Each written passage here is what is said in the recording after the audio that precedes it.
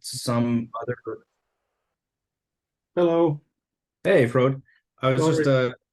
explaining to Josh. Josh has Hey. invited Josh to join. He's interested in a lot of the similar things. And I was just explaining the difference between like hypertalk and future of text and stuff. There's not currently, as far as I know, a real meeting place for future of text. We've tried a few things, and it's just everybody has so many different OS habits that Sure. nothing really sticks. Well, we have But this, we have this. and we have X, Mm. and then we have this. Oh, what's it called? Oh, Alan, you have to help me. Starts with a B, it's got two O's, and ends with a K. What's it called? Alan finally submitted a piece for the book, so I'm allowed to tease him. Oh, book. Book. I was thinking my mind was off. So what exactly is meant by future of text? I guess I need, like, I want to be in this, right? Yeah, I'm happy to address that. Let me just see. Hi, Deanie. Thank you for reconnecting. Yeah, I'm happy to address your question, Josh, about what we mean by the future of text. But Mhm. can you introduce yourself first so we get context? Yeah, sure. So I'm Josh Cho. I'm currently on leave from Stanford. I am CS, but I'm interested in sort of Brett Victor-esque things and LLMs. And so my current two projects are creating a DSL for LLMs and also creating an IDE for LLMs. And I think text is very interesting, and I could show some things. I think, um, like I know some really interesting like visual programming projects like Unit and stuff like that, but I think they are in a sense missing something because like I want to have text and have the optionality of visuality, right? That was an interesting phrase. Not like a full-on thing, right? And I looked at potluck, which was discussed in our previous thing too, but a part of me feels like if something different needs to exist, right? So I use Emacs a lot. So I program a lot of Emacs packages in order to figure out like I feel like text could be so much more interesting, even without LLMs, right? With LLMs, it gets more interesting too. But even without LLMs, I think text could be so much more interesting, like sort of alternate texts, like sort of tree-like structure for text. All these sort of things that could exist, but people just don't try them. So I'll just jump in debate. there, Yeah. Josh. That's excellent. And Josh and I know each other from another group.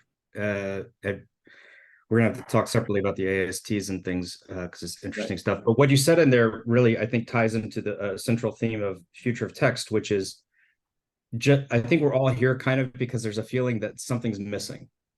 And Mm. so a lot of our conversations are either, they can be way down a rabbit hole, chasing a tiger by its tail down a rabbit hole, to mix a few metaphors. Mhm.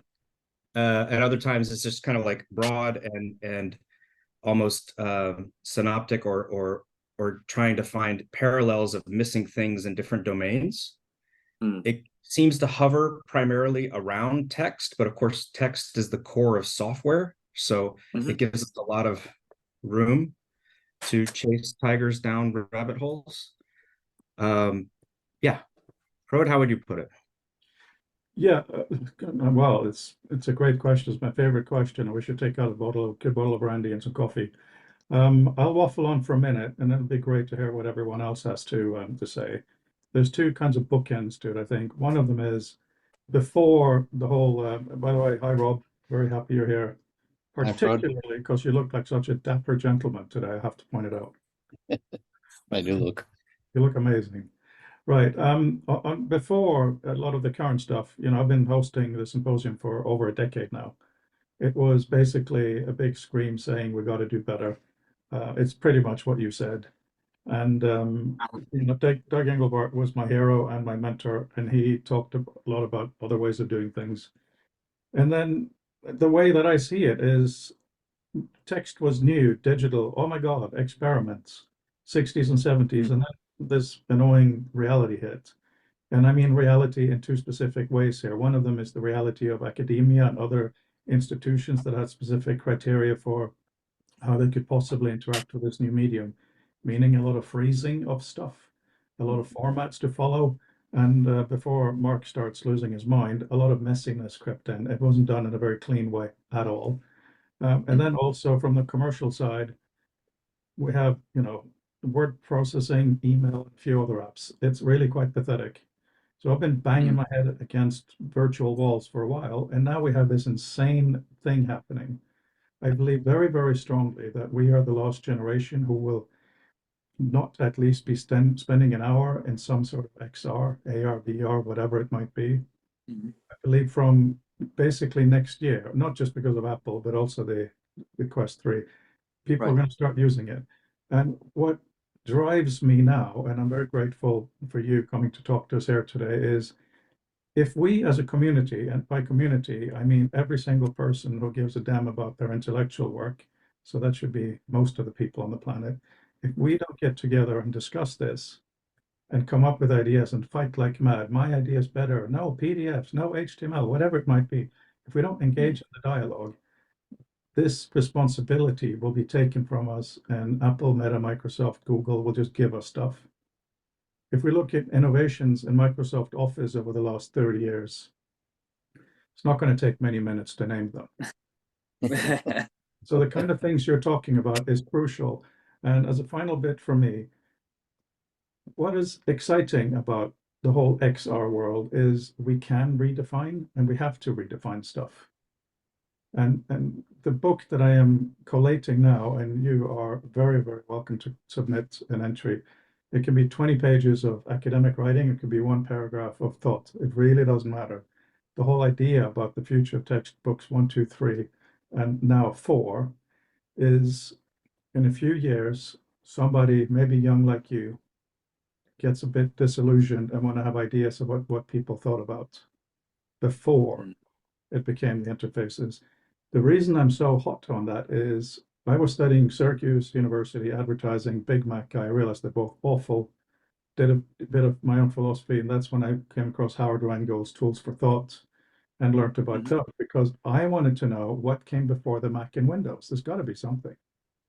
And of course, it's a gold mine. And of course, we can do more. So I'm hoping we can be part of that gold mine. These recorded conversations, the articles, and so on. So the future of text, my professor from Syracuse way back then became my close friend who passed away earlier this summer. He kept asking me as a teacher, what is the future of text? It's only after he died, I realized the answer is very, very simple. And I get a bit emotional. The answer to the question, what is the future of text? Is to continuously asking the question, what is the future of text? Makes sense. Yes, Deanie, please. I come from a training that text is anything in the digital world, text is anything that can be expressed as zeros and ones. So for me, text is images, could be gestures, could be kinesthetic motion, could be kinetic, it could be sound. It's anything that can be expressed in a space as zeros and ones. So I have a very broad notion of text. It's not just words. And my lab focuses on how you bring those up. I'll stop. Thank you. No. I didn't mean for you to stop. I just wanted to argue with you. Please go on. And the lab focuses on how we bring these together for things like storytelling, just basic human expression, right? That's my specialty. So I'm interested in text as words because I began my career as a poet, but I also grew up with a woman who painted and a man who made music with a trumpet. So I grew up in a very diverse artistic home, and it did kind of make me think differently about what text is in a multimedia space. I'll stop. Just a really brief interjection, and Deanie and I do actually work quite seriously together, so of course we agree. Just in terms of emphasis, I'm a visual artist by education, Chelsea School of Art, blah, blah, blah. So I agree with your visual ideas, Josh, and I agree with you, Deanie. The reason I pry text apart is not to separate it. It is to really hold it as being something really special, because hardly any other groups, companies do that. But of course, you can force multiply text by using lots of other things with it. I think So I'm always curious, is it a culture problem or is it a tools problem? And it's probably both in a lot of different cases, right? So it's like, so the culture problem is something like people think text is inferior in some ways, right? People think there's that it's like the solved medium in a sense, right? And that's where the thinking stops. And I think the tools thing is maybe the programming languages or the IDEs or whatever we use to make these applications or whatever are too rigid. So it's hard to make dynamic text things. I would What are your thoughts? quick Yeah. thought on that. I agree. I've often for a long time thought of text as the eye of, if you take the maxim of software is eating the world, you know, and imagine that as like just a giant storm that's just sucking in everything. The eye of that storm is text, right? And that also, like an eye of the storm, that explains why it doesn't change very much. It is the centrifugal force, and it's a wild thing to examine how, like IDEs, for instance, are, at least in my opinion, 10 years ahead of what a word processor will do. Like, go to an IDE and get inspiration for what Notion will be, or Notion was probably in some ways inspired by IDEs. And so, like, even though programmers are doing code, they're not writing literature or poetry, they're doing things with text that winds up getting incorporated and transmuted into something that is more multi-purpose. But it is interesting that text is the center of it, and kind of the interest in perhaps XR is that paradigm be the same? Will that persist? Will text still in some way be the center of XR, or is that an actual different paradigm of motion, action? The only hint that I can see there is the recent, prominence of text messaging. SMS, of course, has been around for a while, but with the iPhone, it took off, and that's still writing, but it's a different kind of writing. It is talking with your fingers, and it feels different. It's more transactional. And so there's a hint there that the core of writing is starting to shift and be disrupted, whatever writing means. Anyway, it's early for me still, kind of mentally, so my words are not precise. I want to say that we've been doing some interesting work with I mean, I go back to the fax machines and telegrams, right? So we were doing very strange things with text even then, shortening our ideas. I mean, Twitter was not the first to think of 140 to 280 characters, right? Right. Coming up with new ways of communicating, shortcuts, and to the point where we're down to BYB, be back later, be right back, or rolling on the floor laughing. I mean, that came out of the moo and mud world, right? Which is where I started. So I think, and also, what Rob put into the chat, you might have seen the cuneiform writing tablets. So we didn't start with words written down. We started with oral text, and then we started writing. Then we started printing. So writing's only been around as print for a little over 500 years. But the bulk of our existence has been through sound and through pictures. And when we did write, a lot of them looked like pictures to the point where no one recognized the hieroglyphics as being writing. They look like art. Dini, just so you know, I've sent you texts as well regarding. I saw that. Oh, okay, cool. I just saw my cat sitting right in front of me, so I'm trying to get him to move so I can read it. No, don't worry. It's just that Dini and I are working together for a foundation grant to support some of this work. And we would greatly like some feedback from you guys in a bit. So I'm just asking her what aspects. Anyway, jumping onto that thought of Colin, of how this could now be replaced by other modalities or other kinds of information. I think one plausible way to proceed would be go back to oral language. But then again, this has been a possibility for so long now, also integrated in the chats where we usually use text. And I guess some people stop typing completely and just send each other voice messages. I think that also exists, but in my bubble at least, it's rather uncommon, and people usually still use written out text because it's so much more discreet and quick, and has less requirements on the receiver side to receive or to engage. There was a great TikTok on that the other day where this young woman was talking about, you know, first there was video, then there was YouTube, and it became shorter and shorter on TikTok, and soon it's going to be just like 2 seconds because people could be bothered to watch more video. But then they couldn't be bothered to swipe anyway, so there's going to be labels for the different videos, and they couldn't be bothered to move through, so they're going to put all the labels next to each other, and we'll be back to having a page of text. So what I think is kind of go ahead. Yeah. No, please. What I think is interesting about there was a recent paper it's from Microsoft, right? Talking about it's no longer large language models, it's large multimodal models, right? It's LLMs. But I think multimodality is actually not enough, because usually the way people right now when they talk about multimodality, it's either text, voice, or like image or video, right?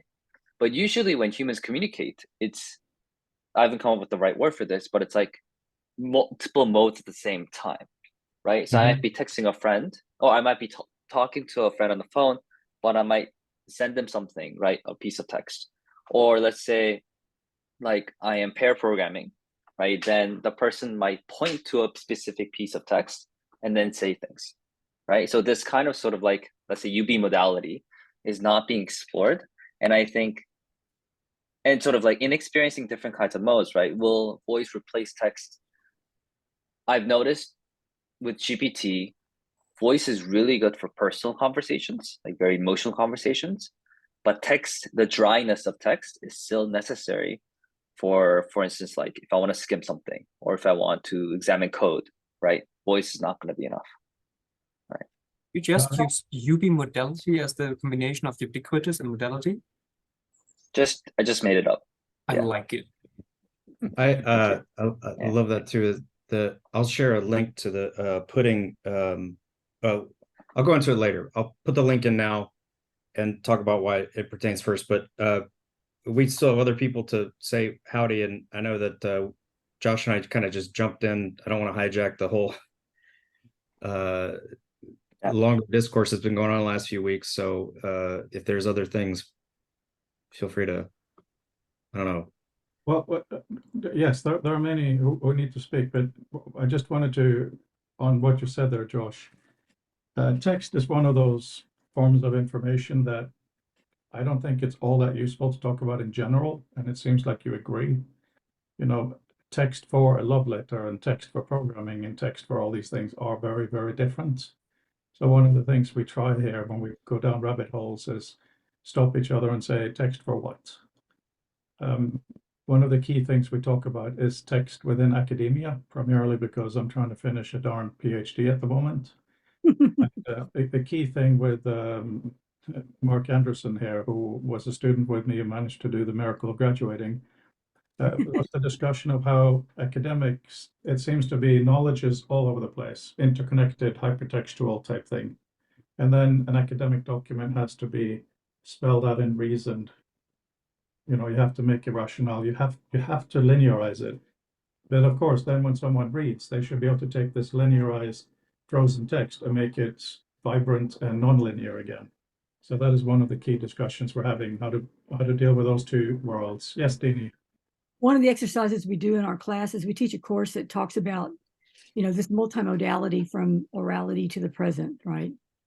And one of the exercises is we give them a piece of writing, and we say, express this, and we give them a variety of audiences and a variety of rhetorical situations, so that they realize they've got to say it one way to one audience and maybe add images for another, and maybe it's a comic book, graphic novel style for another, but they have to think through the different modes of communication, right? And the different audiences those modes actually apply to. And that's what I think we're talking about here, is that there's writing, there's words, and in academic world, that's very much the primacy of our communication. And it's a very specific styles of writing, which is what, when I teach graduate students, it's to get them to understand when to write a report, when to write an argumentative, essay, when to do these different things, and what these various styles and modes entail. But for the most part, our students don't do that kind of writing. Normal, everyday people don't write the way we write. So when they read what we write, they think we've lost our minds. We're talking over their heads. But we have to write this way to each other, right? But we also need to write other ways so that we can expand our audiences. And what I think the project that Frodo and I are doing kind of sits at that middle point where we're writing it for the Sloan Foundation. And it has to be in, plain English, easy to understand for anybody that's looking at the proposal. And then we've got to write it in a way that we present it as academics, because our audience is academic. So it's a real fine kind of writing we have to do. So, Josh, I agree with you. Is something like synesthesia relevant here? So like seeing text, like writing images, something like that. Yeah. In fact, I would argue that a lot of the work we do in the virtual world that's VR or virtual in nature requires a certain understanding of what that is. How to leverage it. Absolutely. So, Peter, Rob, Fabienne.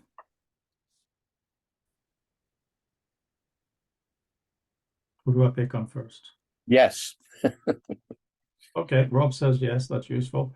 I think Peter might be, he emailed saying he has some issues going on physically, so he may be on and off busy. But yeah, Mark, please.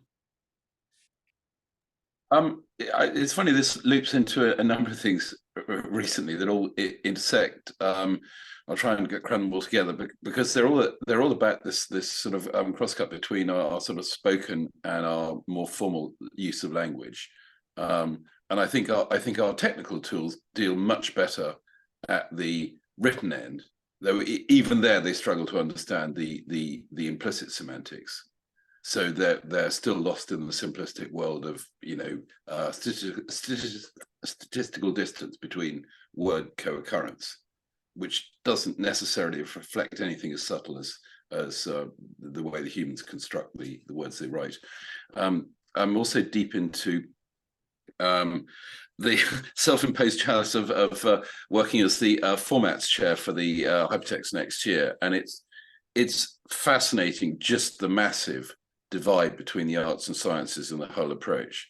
And I'm still gobsmacked at quite how inept the ACMs, for such an august establishment, how sort of pedestrian their approach is to their understanding of anything as central as even citation work. So the formats are using out of date.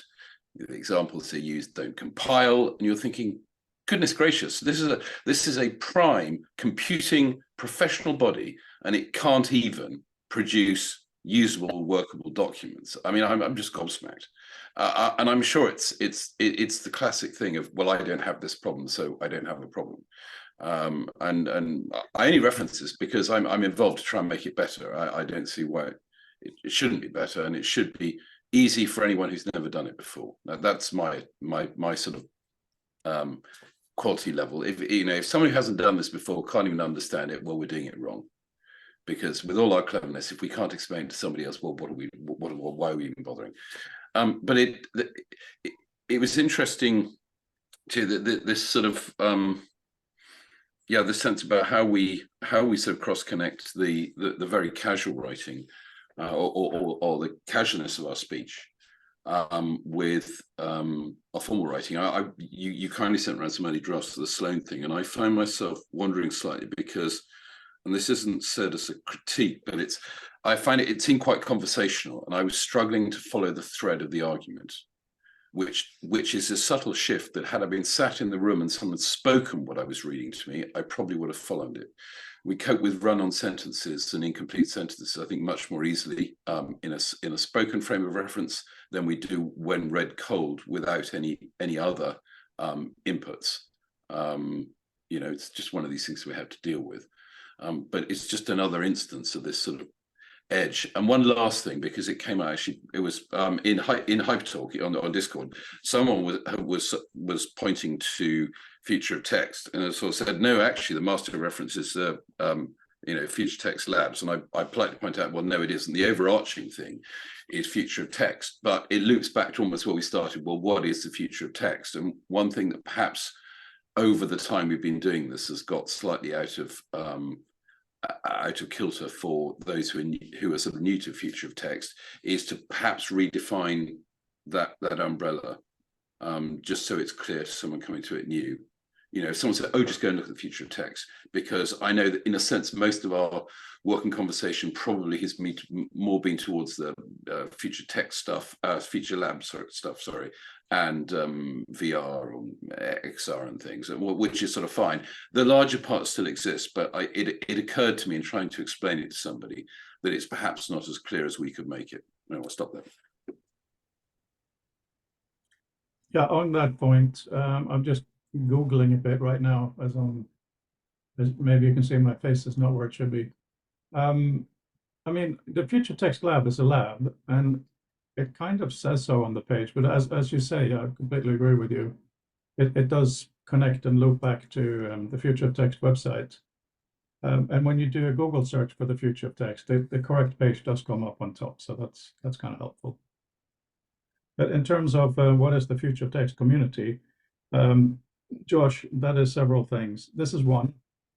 People come as they feel like it. There's usually 5 of us. It varies. People come, stay for a long time. Some of them have been here forever. Some come once or twice, which is fine. Then there's the book and the symposium. And then we try to, every year before the symposium, we try to do some software to build something, and it hardly ever happens, but you know, there's talk around it. So segueing a little bit now, the grant that Deanie and I are going for, it would be nice to talk a little bit with you guys about what you feel about that narrative, because one of the things that will be part of it is this. I don't know if you have anything to add to that, Deanie, before I share a bit of screen. Yeah, I want to go on record saying that the Future of Text symposium that happens every year, and the book are really important endeavors to try to define and describe and express this idea of the future of text. Freud has been bankrolling a lot of this, almost 99% of it out of his pocket. And as a person who runs a lab, I can tell you the only way to run a lab successfully is to have grant money, or you pay for it out of your own pocket. So one of the things I want to do is to continue with this wonderful set of artifacts that Frode has founded, but provide funding for it so that it's not just funded individually, that it's part of a community endeavor. And know that every time you get something from a grant institution like Mellon or Sloan or any of these organizations, it gives you a stamp of approval, right? So it's an important mark that you are being recognized as a scholar, which is the second reason why I want Frode to get this. And so there's very little support at his university for people that are not professors to write grants. So we're working this through my lab and working this grant so that it's prepared. It's going to Sloan. Sloan has already given us the approval of the LOI, which is a letter of inquiry, which means this is our grant to lose. And I'm going to be functioning as a project manager, handling the budget, finances, the logistics, which is something that my lab does a lot anyway, because we do a lot of projects, one of which is Rob Sweigert's. Anyway, I would really like your input on this bit of narrative. We're not going to go through the whole thing, but just to get your views. You've been working with Frode, many of you, for a long time. Josh, you're kind of new. Be good for you to look at this and see if it makes sense, right? And if it reads in a way that sounds logical, right? Once again, we're trying to get funding for these enterprises that Frode has been doing and building the community, so there's a whole lot more folks who know about Future of Text, who receive the book and come to the symposium. Okay. Yeah. Who's the target audience? The target audience is anybody who has any interest in the future of text. And that is an incredibly tiny audience. So what I'm trying to do with the hype around XR, AR, VR, whatever, is help people to dream again. Clearly, you know your history, so you probably know that Doug Engelbart very much considered himself a dreamer, and he considered dreaming to be hard work. One thing we've really learned in this community, particularly over the last year and a half, is how hard it is to dream. You know, until you really spend some time with AR stuff, VR stuff, it's very, our ideas are very sparse. You know, I've asked so many people, what's your ultimate setup? Hardly anything happens, including myself. So the target audience is now somebody like you, passionate out of this. Oh, maybe I should look at this. But also the target audience is someone in 500 years' time who will go back and want to look at a completely different world. What in the world were these people thinking? Now, before I show a little bit of this document, I'm going to show you the current draft of the book. That is one of our chief products. So here it is. It's a PDF. Oh, good, no screens. Okay. So these are the stories in here so far. And yes, you know, we do a little bit of layout to make it more visual and easy to read. Goodness, there's a picture every once in a while. But then we go through a lot of text. So this is both our product and our problem. We fully acknowledge that. So I'll just show you, Josh, a few things of how we are building our own systems to read this text. So this is a macOS product called Reader. It's my product. And it reads any PDF, but it also takes advantage of Visual Meta, which is an appendix that has all the metadata for the document, which we're now also looking to extend in XR. So, for instance, I can fold the document into an outline. So that can be useful for navigation. Also, if I want, okay, Apple, select Apple, and then I can do Command F to do find in document. So it shows me all the occurrences of Apple in the document, plus a line above and below. It also allows me. Is this it's some Mac software? Yes. Is this in Swift? Yeah, Swift plus some fun things. You can also do find in library. So it goes to the library, and you can see the word Apple has been used there as well. And this library is actually an important part of what we're talking about, because the library itself is nothing. The key is that all the documents have their own metadata. So this library can instantly be reconstructed by anybody. And this is closer to what you were talking about, I think. You can, with a keyboard shortcut, you can see all the names in each section. You can also see all the glossary terms. You can see the author consider these important. And then finally, for now, you can choose to see a color glossary. So all it is this. The user can manually choose. You're not allowed to title them because that's a weird constraint. But here, everything to do with AR, VR is red, art stuff is green, etc. Right? So when you skim through our own book, it's a little easier to get a sense of who is talking about what. And, you know, fun little thing like, let's say this is a fascinating section. So we do H or control click here.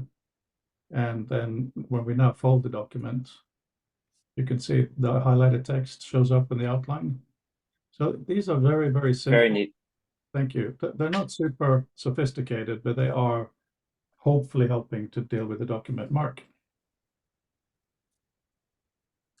I was just thinking as you're showing the coloring thing, and thinking in terms of the the imagined sort of XR space, or even just an enhanced sort of 2D presentation, would be sort of the ability to find a word of interest and color it, and have something assisting one to color more. In other words, what you're sort of doing is you're working out from this point of connection you have, and then saying, well, where else does this sort of turn up in the piece?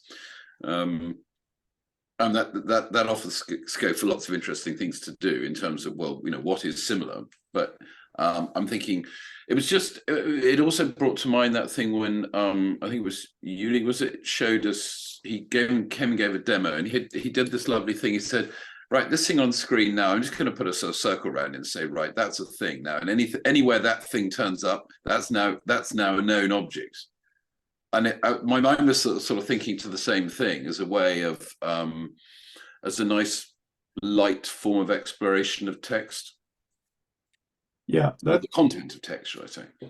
Yeah, that's the kind of stuff we can discuss when we have the money to discuss it, or mock it up. I mean, it's the kind of thing that I would really appreciate submitted as a paragraph for the book. Just, you know, ideas. Maybe this, maybe that. We don't have the ability to code everything, right? So, my apologies. We have to go to Microsoft Word for a minute. And there's quite a bit of text, but I'm wondering, can you guys read this? You make it bigger? Yeah. Make it bigger. I have it set up really large on my screen. So if you go up to about 100 and a little bit larger than that, maybe a little bit more. Okay, like right around there is better. Okay, perfect. So we have there's 9 sections that we have to answer. It's 19 pages long. We don't want to go through all of this, but I think the first couple of sections that define it will be very helpful. This first section especially would be very helpful. Let them read. We must shush, you and I. Okay, go ahead. Are you going to read it? We should read it aloud. Frodo. We do. So in my lab, we write a lot of grants. And when we do a grant, we read it aloud. But we made it massive. It's probably better if people just read it or skim it. Or if just put your hand up when you're done with the screen, I'll go to the next one.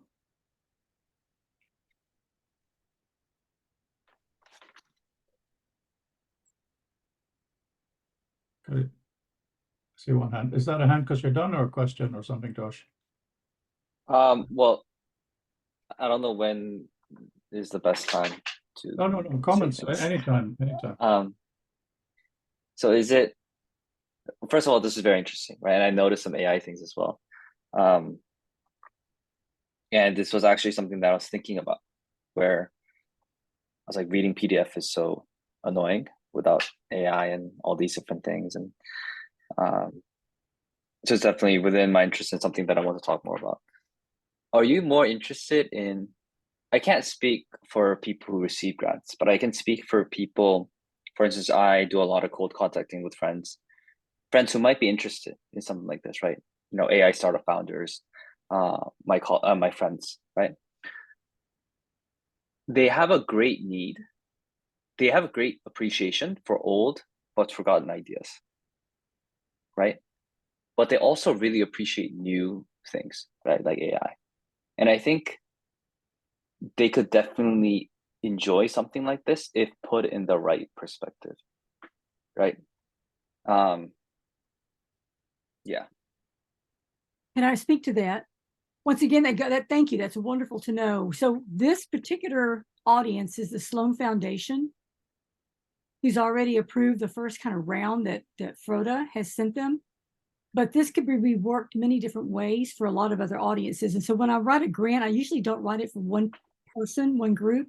I rewrite the grant 1,000 times to get as much funds as I can to fund the work, because usually there's not enough money in one grant. The money involved in this is only $250,000 for 2 years, and that's not a lot of money. Originally, Froda wanted $350,000. That would have been better, right? But still, it's not a lot of money. You can go through this very quickly. So the thought is this would be like a first step to get things started, and there'd be other grants coming out of this. It's the momentum that we need, and this would give us momentum. But Josh, it could be rewritten in different ways for different audiences. It's the same kind of project, right? You know, what is the nature of tech in a VR environment? And then the corollary to that is, how much does AI, contribute to that, work with that, connect with that? So there's all kinds of things that come out of this. Does that make sense? Is this reader like available? Like, is this something that people can use right now, or? Are you a Mac person? I do have a Mac, but I use Linux as my main workstation, but I do have a Mac, yes. Hi, Brandel. So I just put the link to the document here in the chat. So if you want to have a look at it, you can. To address what you were saying, Yeah, I mean, we want, this community does want to collaborate. We do. Okay, let me put it to you a different way. So I'm just a touch older than you, so I'm a dada. My son is 6. And the parental feeling of we don't want to, pardon my English, fuck up the future too much for the next generation is quite strong. And as we're Mhm. seeing at the moment, there are some severe problems in the world. Doug Engelbart used to talk about urgent, complex problems, and oh boy, oh boy, oh boy, have we got that at the moment. Right.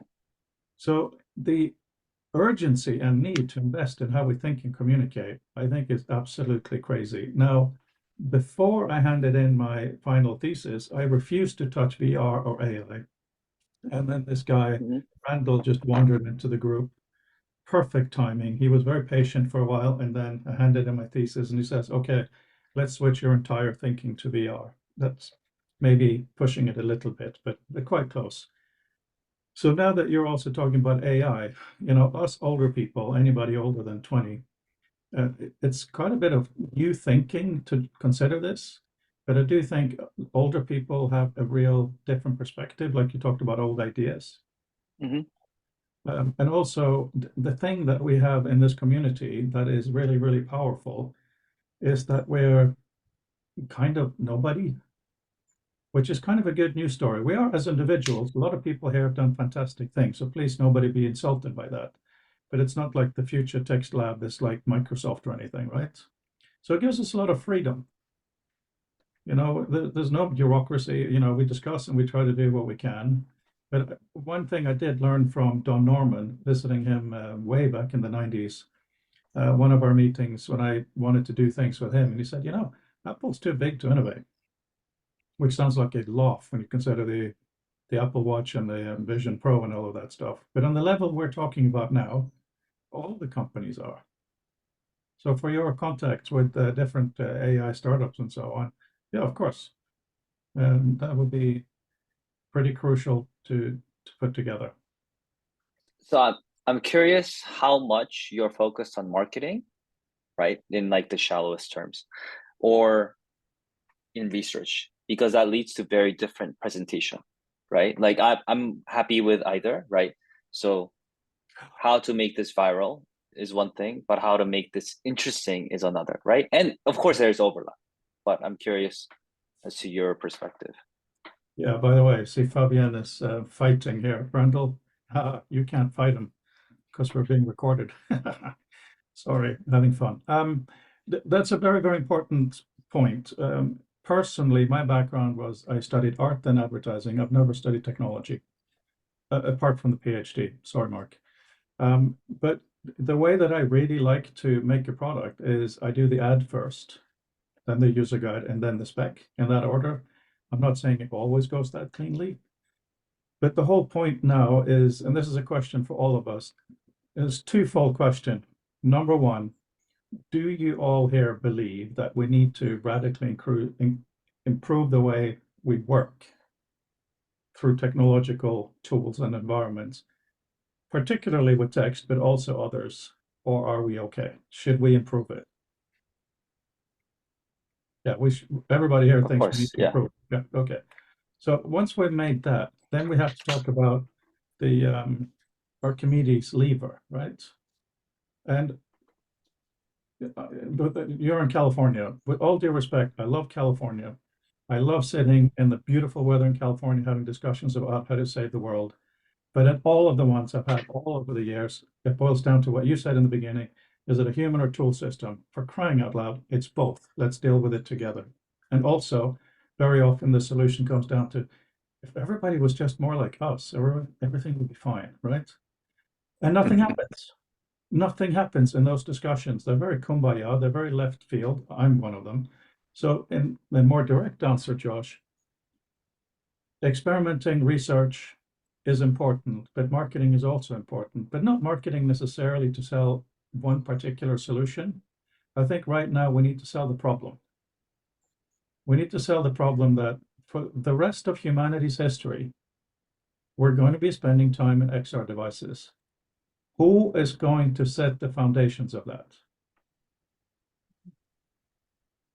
So I think, so my one question would be, I've been looking for to put it in like light terms, a PDF reader that is not just a PDF reader, right? And that's part of the reason why I was actually looking at Chrome extensions the other day, because I was like, I just need to make something just that I can use it, right? And I actually sort of reached out to this person called person who made Jenny AI,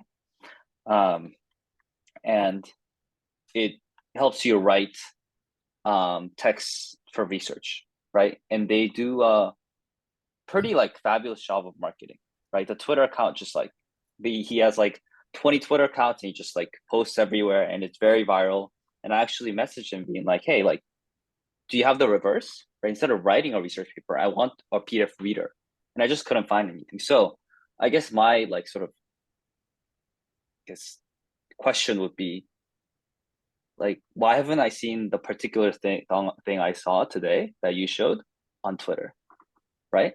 Because I feel like if that was shown, right, and perhaps, you know, I think animations play a big role. So with animations and all that, if such a thing was shown, or like in-place rewriting of text and all that kind of stuff with generative token generation, I think people will be more aware of the problem, right? People are like, oh, like now that I've used the fork, I know what's a problem with not having utensils, right? Then I think, then that's a place where philosophy can come in, right?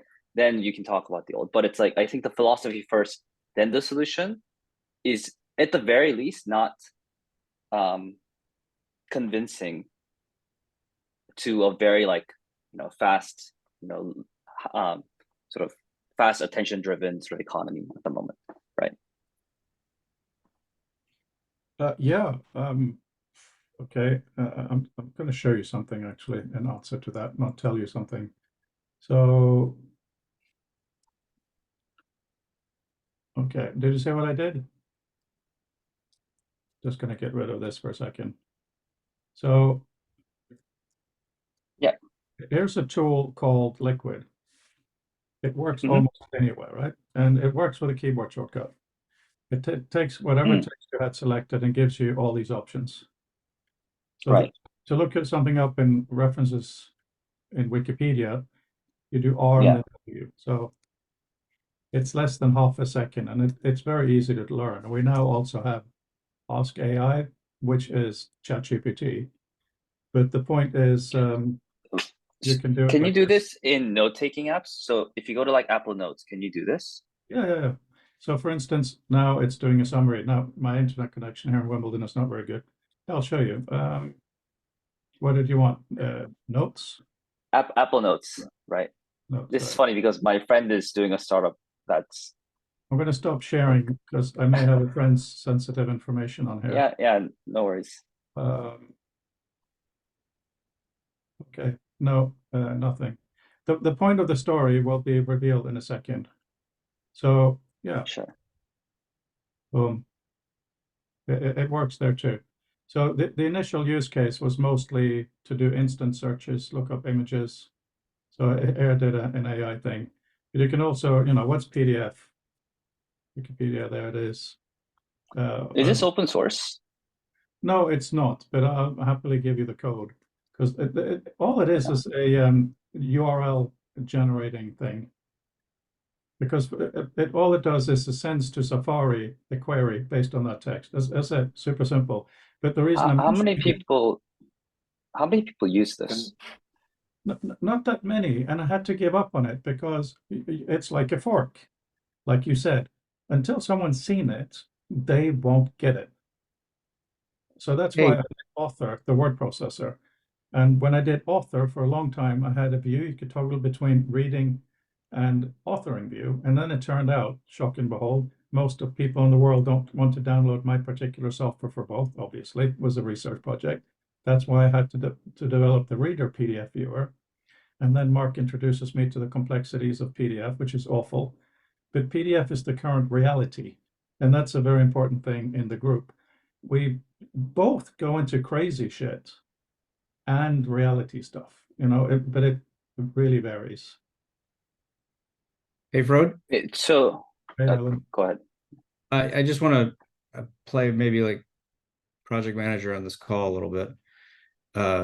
This is fascinating. And Josh, where you're going with that, I totally agree that Frode needs more marketing, as do a lot of the folks who are in this call, as distasteful as marketing can be to like pure innovation. But I believe we were focusing on the grant and like trying to get opinions on that, or maybe that's something we do offline or not. But I really love that you, Dini, that you're taking the lead on that, and definitely agree that the effort that Prode has put into this, what we're doing now, and all the various projects really does need some I don't know the right word, validation, something. Yeah. And also, Josh, to speak to your notion about marketing, there's money in here for marketing. Yeah. One of the things when you do these projects and you're like, I'm at a university, I'm a full professor, right? I have my own lab, and the university does give me support. I get money from the university for my lab, but it's not what I need to function, right? And certainly I have the university marketing system to help me market, but they're very busy with every other professor's project. So marketing is part of the money that we're going to get from the Sloan Foundation if this is funded. And that can go far in helping build this momentum. Yes, Frode. On this, and Alan, thank you. Ironic that you're the one being the daddy in the room, because you're usually the most crazy person. I say that with love and respect. The budget that we're asking for is mostly for coding XR. We want to do reading PDFs in XR. Not only PDFs, but starting with PDFs, because we have to. Okay, so I'm lucky enough to consider both Doug Engelbart and Ted Nelson close personal friends. So I'm saying this also with the greatest love and respect. I believe their later years were marred by the fact that they didn't support full workflows. Most certainly Ted Nelson's work didn't. So one thing that was a huge thing for me was when I made this iPad app for a globe, and it can do things that I won't waste your time with. I showed it to my mother-in-law. First thing she does is show me where she grew up. I was like, that's not what this is about. And that's when I really emotionally understood that people care about their own data. So for the grant that we're looking for the first year, we're looking for one thing only. You work on macOS Reader, my software, or anybody else's software. That's really important. You can work in whatever traditional environment. You put on your headset, and now you're in separate code XR Reader, but it's the same data. This is really, really important. So I want to be able to compete with you guys making readers, but we should be able to have our users move their data around. That's pretty important, obviously, right? And all the person can do in there, and now we're really getting back to the grant. I will show you a bit of the kind of scenario thing. So here's our site, the main site. Click on XR here on the left. Just gonna move a few windows around. And here we have a kind of a scenario, a general one. Here's a good link if you want to have a look to what some of the guys here have made over the year in XR, so you can see what we're experimenting with. But here on the left is the Future of Text Initiative. It outlines a little bit of what we're doing.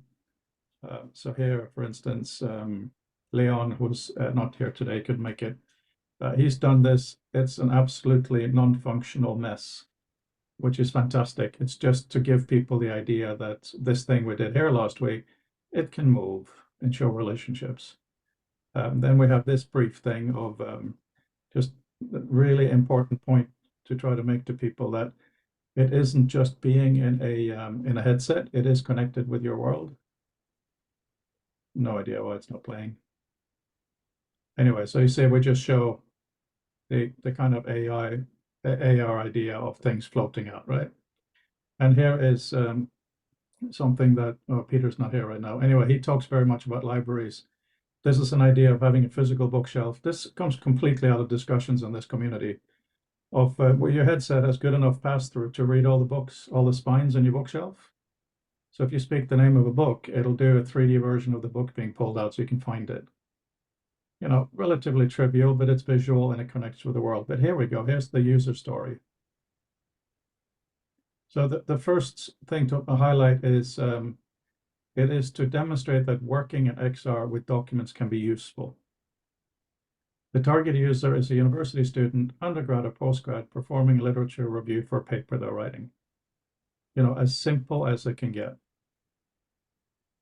And then we have the transition that I just mentioned. It must be possible to work with the same data outside of the headset. Otherwise, with all due respect to language, it will become an information ghetto like CD-ROMs were. I just don't think that will benefit anyone. They'll put on the headset, play with documents, and say, "What? Who cares?" And this is, and you see here at the bottom, there's the opposite transition going out of the headset. So these few things here is actually the whole entire product. And the amount of unknowns are absolutely astonishing, right? So if you didn't have a document when you put on your headset already opened, you'll see your library. Of course, you can see your library anyway. What's the library going to look like? Is there going to be a list of documents? Will it be like behind Rob or Alan or Dini? Will it be 2D, 3D? Will it be colorful? Will it only be physical books or only PDFs? Will it be things you've cited? Will it be in an AR room on the wall, et cetera, et cetera, et cetera? So each one of these things is huge unknowns. But if we have just the idea of you put your headset on, you're working with the same stack of documents, starting only with PDFs, to repeat that. And then we have interaction with the document, where so far we're just imagining, and several of us have experimented with this.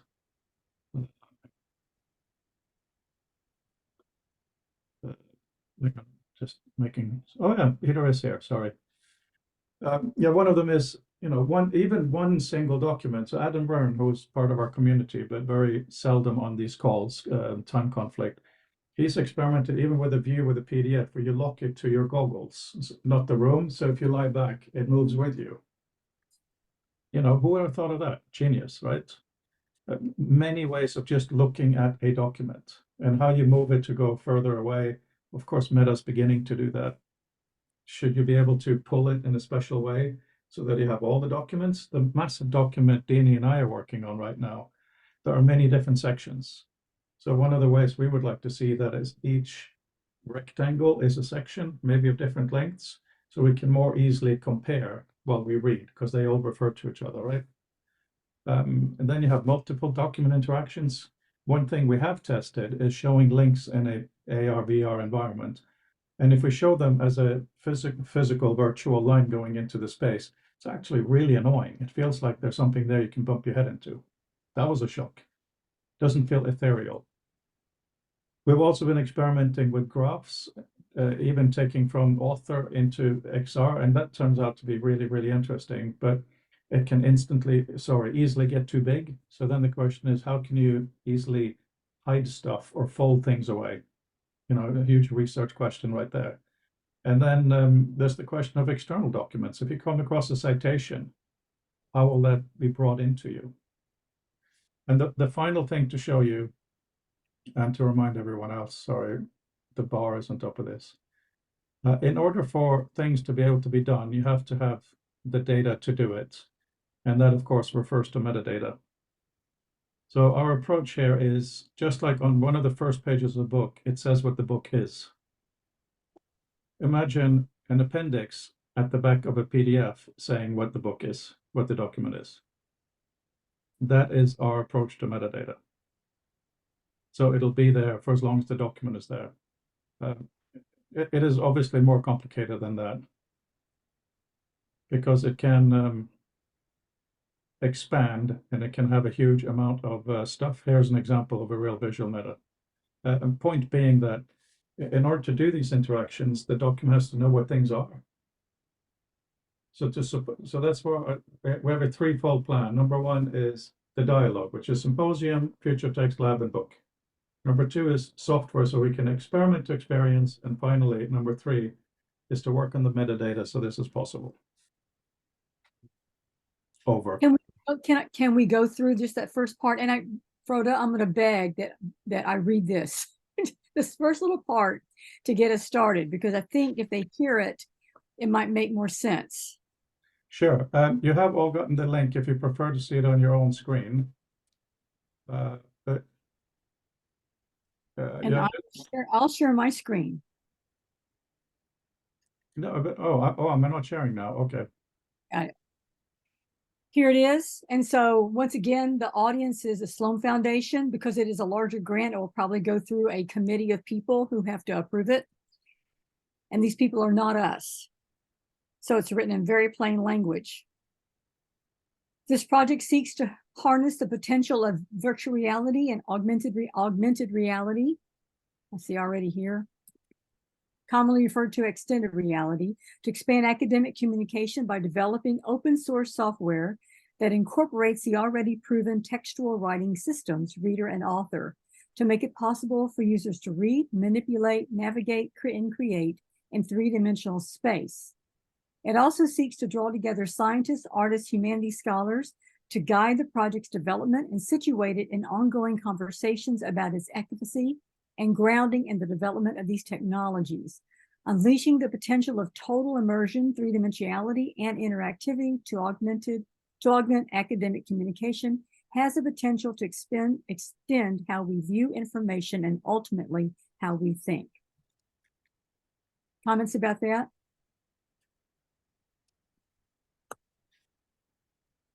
Anybody?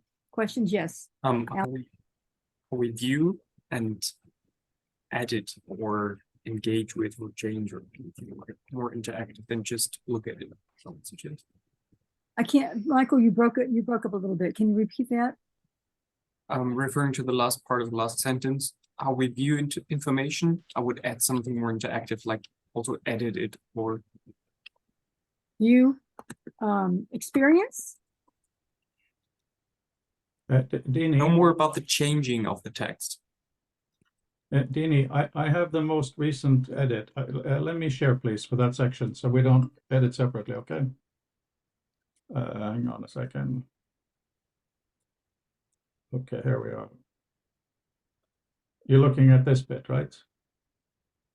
Yeah. And last time we talked a lot about it's not just reading a PDF, it's also about expression. what's that? It's also about expression. Yeah. Yeah, but not for this beginning of this project. It is really, really Narrow. but to put it plainly, I'm really scared of not being able to deliver, which is good. That's the kind of scared we need to be in our work, right? All of us, we can invent 20 million better ways of doing this. But the idea is to get something there and then improve it because we're making it as open as possible. I think your question is the word view. So Frodo, can you highlight that word and let's come back to it and think of a better word? Because it's not just manipulating and viewing, it's experiencing, it's controlling, it's engaging with, there's something else, right? Can you highlight that word so we can come back to it? I also changed it to experience, which you just said. I think that's very good. Okay. The next paragraph is, Yeah. So I can't speak for whoever's going to read the grant, but I think there's a common thread that I'm noticing between the pitch and the website, which is maybe it's like weird for me to say being here for the first time, but it takes a lot of cognitive energy for me to read, right? Like, and I think I would spend more cognitive energy than most other people. So I can probably speak to anyone between 20 and 35, right? Because I'm near 30 now. So I think maybe that's like a dimension to sort of ponder about, maybe, is it's not, even though like it's very clear that there are like amazing ideas here, right? But it's taking me a bit of like friction for me to situate it in my mind, right? Because they're situated in there. So I guess there is an element of speaking precisely here, but for at least like me and my friends who might be interested, they want to get the clear idea quickly, right? And with very long sentences that fully capture the vision and the dreams that you have, it's hard for at least me and maybe my friends to understand. And I can ask my friends like, hey, I'm just going to send them whatever and be like, what do you think of this, right? Because I've come across this site before, right? But I did not understand what it was, right? So that's just my small humble opinion is that. Before we do Mark and Alan, just on this point, I'm skipping ahead a little bit. Is it easier for you to read when it is more bullet pointed like this? In the sense It's that the length of the sentences mostly. Just to speak very like plain single metric would be, so even in like I don't know how much we should veer away from the grant, but even on the website, right? Like the demo is like amazing, you know, the VR, XR stuff is like amazing. And I've thought about this realm as well, right? But the wall of text, as they say, isn't sort of the best pull for readers. And you can ask, right? You can. Yeah, but Josh, absolutely. I'm going to say, Josh, absolutely. And but the problem is the Sloan Foundation is probably comprised of people my age and maybe even older, right? So they're going to expect grant organizations usually expect academics to give them a wall of text. But if we were going to be redoing this for your generation to read, it would not look like this. It would not look like this because I teach your generation and younger. So I think that when it goes to audience, and I totally agree with you. So Danny is of course right, and further, this is a template. It's very specific what they ask for. So it isn't just the heading. They have actually written a paragraph of what needs to be covered in here. Mm-hmm. But what I have tried to do is break it into these points, and you know why it is important is bold, for crying out loud. So major work that requires some more work. What is the project? What is the goal? So we try to at least make it, you know, having bold intros. Digestible, as we call it. Right. So the goals, because everything here is 1, 2, 3. There are these 3 components. So we refer to the same 1, 2, 3 again and again. Benefits. And then what Dini hasn't seen yet, there are some required appendices. So I've taken some of the stuff out of this into the appendix. So, you know, these, sorry, not appendices, separate documents, which helps a bit. But anyway, yes. Mark had his hands up. Very quickly, actually, seeing this here prompts me to ask is the highlight, is the bolding your sort of way of doing highlighting, or is it actually structural to the document? Is this, again, I actually find it confusing to read. I almost have to sort of turn it off because I get confused as to whether I'm looking at a heading or whether I'm looking at emphasis. Anyway, it might be useful while the document's in draft just to put a note at the top explaining what that is. It's not the structure, so it's not part of the semantic structure of the document. It's in a sense emphasis. It might just help the reader who isn't familiar with your style. The point I was going to make was a very short reflection. As Dini was talking about the point that was brought up earlier about, you know, how we experience the VR stuff. I think I just keep being reminded of the long shadow that print casts across us. It's not going away for a long time. It's not that I dislike it, but I really think it's worth foregrounding. And the thing is saying, let's stop thinking within the prison of the print paradigm. Because one of the things that the XR allows us to do is we don't have to look at white rectangles floating in space. I'm not suggesting what it might be, but I just think we are, certainly those in my vintage, are quite culturally imprisoned by a lifetime of experience. That's how you experience text. Right. Okay. So on that, number one, the bolding is semantic because every time I repeat dialogue XR software metadata, it's bolded, so you know which one you're saying. And also, many of them are answering what was written under that heading by Sloan. Why is this important? Okay, so that's what I mean. What I was trying to, so when I first read it, what I was trying to work out is, were you effectively writing under headings that have been given to you? It's just this classic thing that it may be very clear to the author. I know, Mark, I know. Yeah. But this is something that is the core issue. To put it in a fun way, the tug of war between you and Josh. Right, you have an academic way of reading. You can read a wall of text.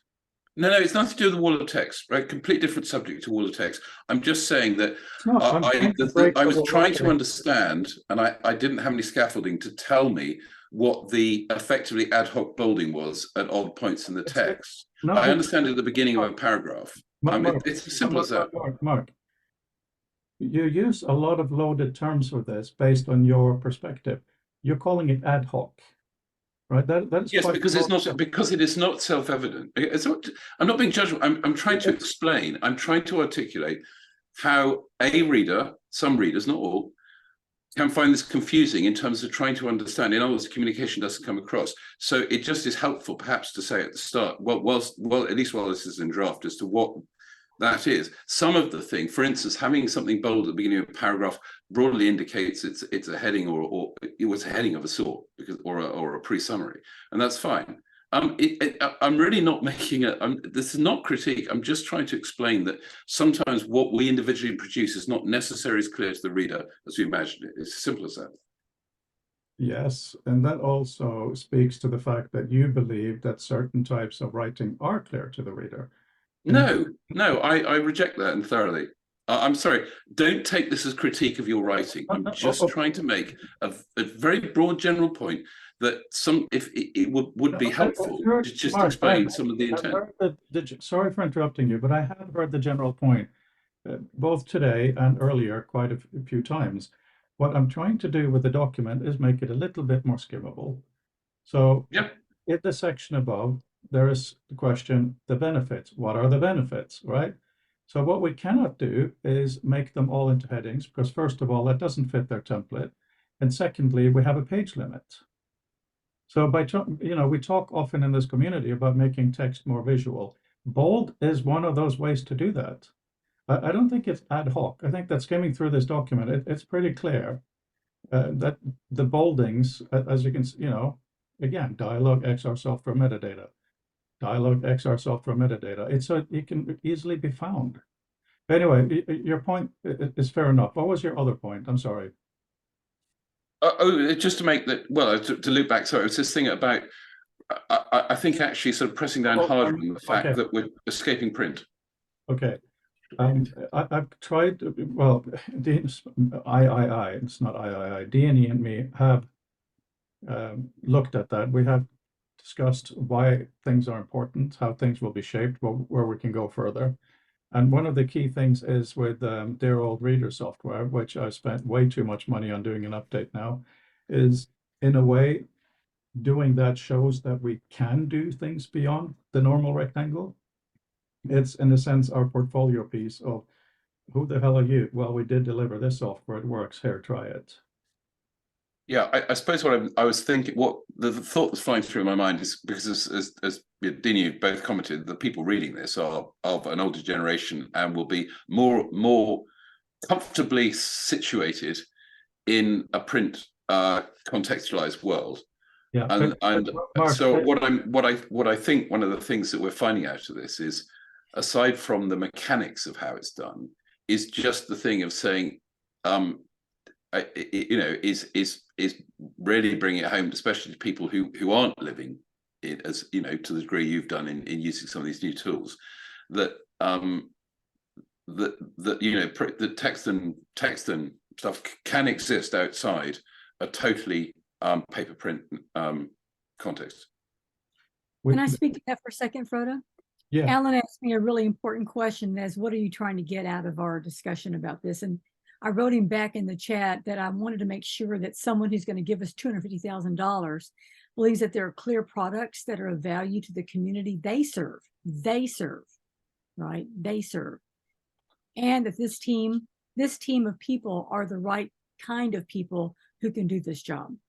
So Frodo and I as co-PIs, but then we also have a list of people that are on the advisory group.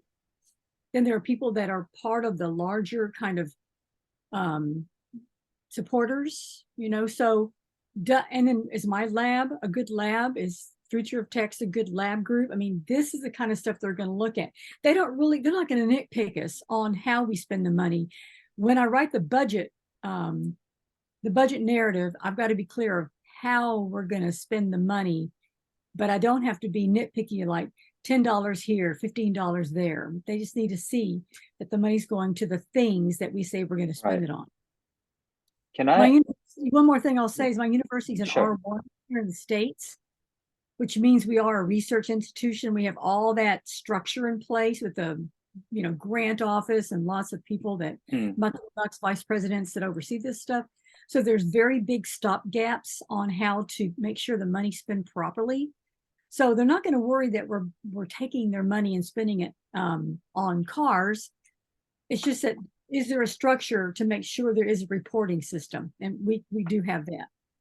Also worth mentioning is that when they got back to us and asked us to submit this next stage of the proposal, they did say they're explicitly interested in reading in XR. And that's what got their attention. Yeah. So that's why we're working on this. And then those of you who have been here before know that my lab is working on Rob Sweigert's project, which is a VR game out of his game that he produced in 1986. And one of the struggles we're having is reading the text that makes up so much of the game in 1986, and how to rethink that text in a VR environment for people Josh's age and younger. Got to have text, got to have words, but how much in a VR environment is required? And that's the question that we're trying to answer, and how it's going to be formatted in this virtual space. So this answers Frodo's question about, do we have a library where we pull things out? Are things like just lists? Our answer is no. It looks very different from that. So we're already imagining the future of text in this space. Alan has his hand up a long time ago. Alan. Oh, Alan, you're back. Yes, please go. Oh, well, no, I mean, okay. That was an awesome answer. Thank you, Danny. And I'm really interested and curious about your lab's work. To Josh's earlier point, I love that you mentioned that, because I often forget about that there is a real anti-pattern from a marketing perspective of how hard a lot of this stuff is to read, even in the book form. So that is very valid and worth exploring. And in this case, I didn't even think of that. I'd already kind of forgotten that aspect, because I assumed I'm not the intended audience, which is the people that are dishing out the cash. So obviously that's an in group, and there's code words for that. If I were to try to bridge that, it would be along the lines of trying to find a concise, easy to comprehend story of, what is normal now, what is impossible, and then, what can we do here, right? And so I get the angle of the ad being, imagine a corkboard or throwing things on the wall, right? But I was going to say that it seems that there's still a lot of exploratory work needed before presenting a solution, a design solution. And then what you just said about them being very interested in reading in XR, to my mind, that's super interesting. And that's actually completely different to me than reading multiple things or branching things out and doing that kind of I can't remember what the guy's work is. It's amazing stuff. He's talked here. But reading in XR could be something totally different. I mean, there are basic technical hurdles of having a mask on your face that's constantly adjusting to the sensors, and how that adapts to either reading.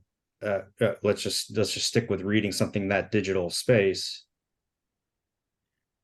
Like just doing stuff. Like, how do you conduct, or how do you create an experiment to determine what is a good reading experience, or what is comprehensible versus what is still somehow not enjoyable, somehow not, they prefer to just take the helmet off and read the thing.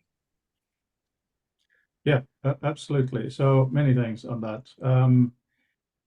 This is first of all, it's under the academic Sloan stuff. So that's why it's academic documents.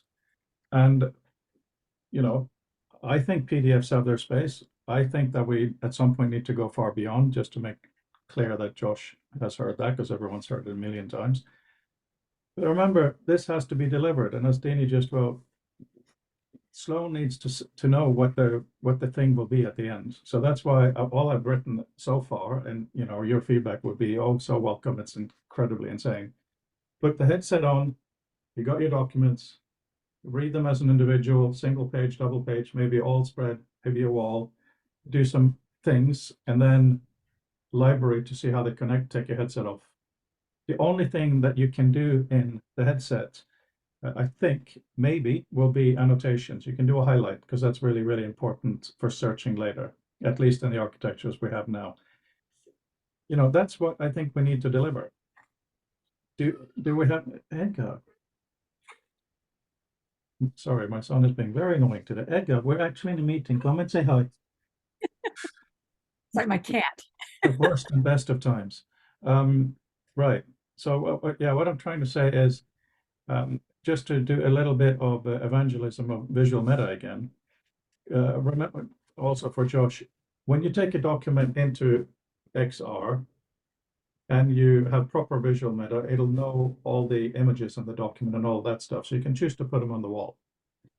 You know, if you have a glossary, you can do stuff in the space. It's really, really key. Because when you take your headset off, there will be an additional visual meta put on there, as Peter suggested. So you can then go back and read in whatever software you want, who cares?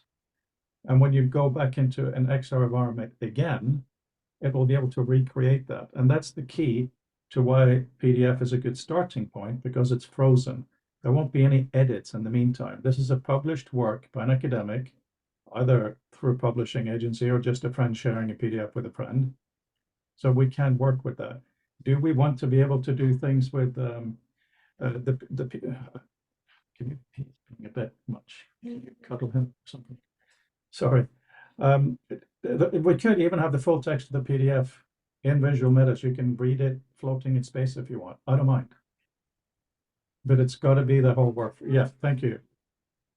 One thing I'm imagining, so we worked with the Inanimate Alice series that became, it went from the desktop to the VR. So we did the marketing, my lab did the marketing for that VR project. And what was interesting about that project is they spent millions of dollars. It's the most beautiful environment you've ever been in. But all you do is stand and read text. And that was such a great, and this was several years, this was back before the pandemic. So I use that as my example to the students that I'm working with and when I'm teaching VR, is that that's exactly what we don't want to do. We don't want to stand and read text. We want to be doing something. We want to manipulate that text. We want to be moving around and touching the text and combining the text. That's what we want our body to be working in what is like real space in a virtual space. And that is the problem with a lot of these environments that I see. I don't want to spend $1 million on this project. It's $250,000. We've got to make it work in this environment. So, but yeah. I need to get to campus also, Frode, because I've got a long day, and it's here on the West Coast. It's 9:25. So you guys are on happy hour in London.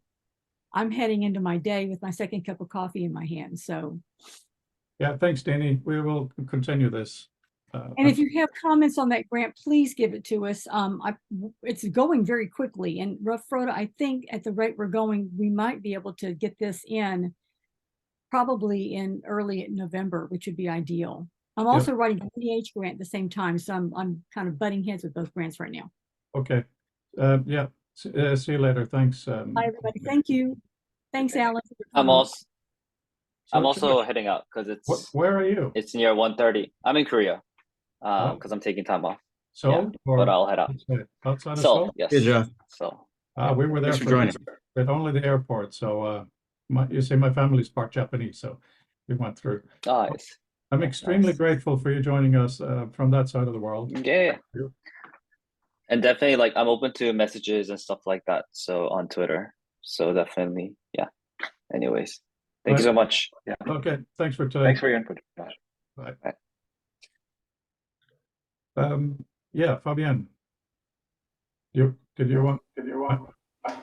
Yes. Am I frozen? No. Yeah, your video is frozen, but that's just. a blessing. Well, There's an echo there's an effect echo too. effect too. Yes, yeah, because I will explain the echo. It's unfortunate. It's a side effect, let's say, of what I was working on. But I will share my screen because I wanted to show a little bit. Due to the discussions we had also on Twitter and some of the things here about manipulating documents and all the pass-through excitement. So let me see. Can you see the screen now?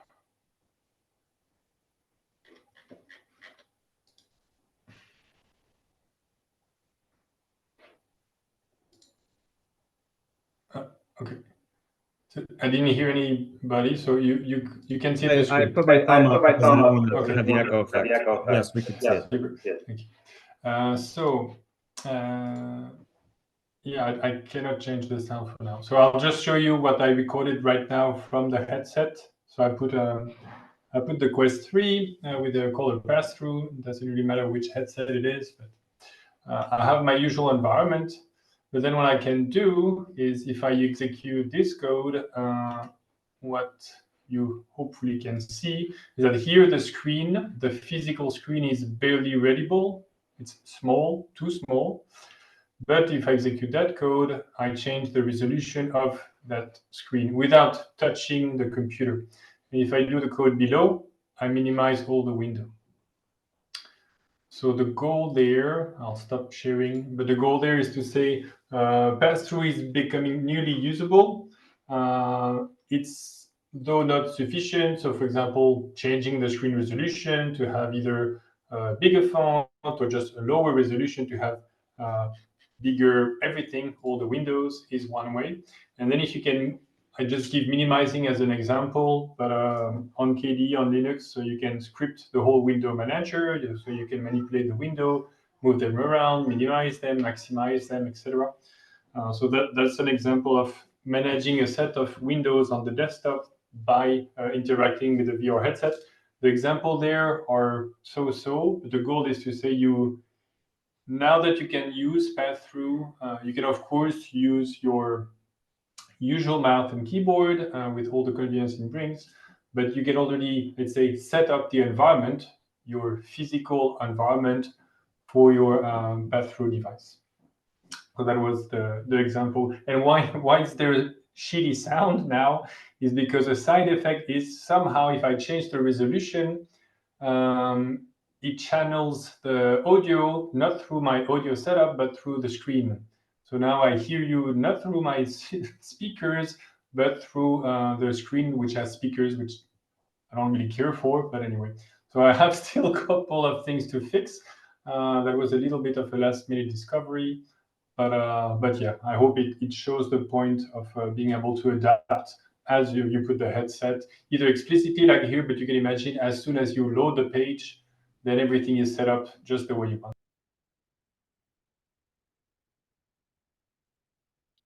Love it. Yeah, that's perfect, Fabian, and that's where we need to keep going.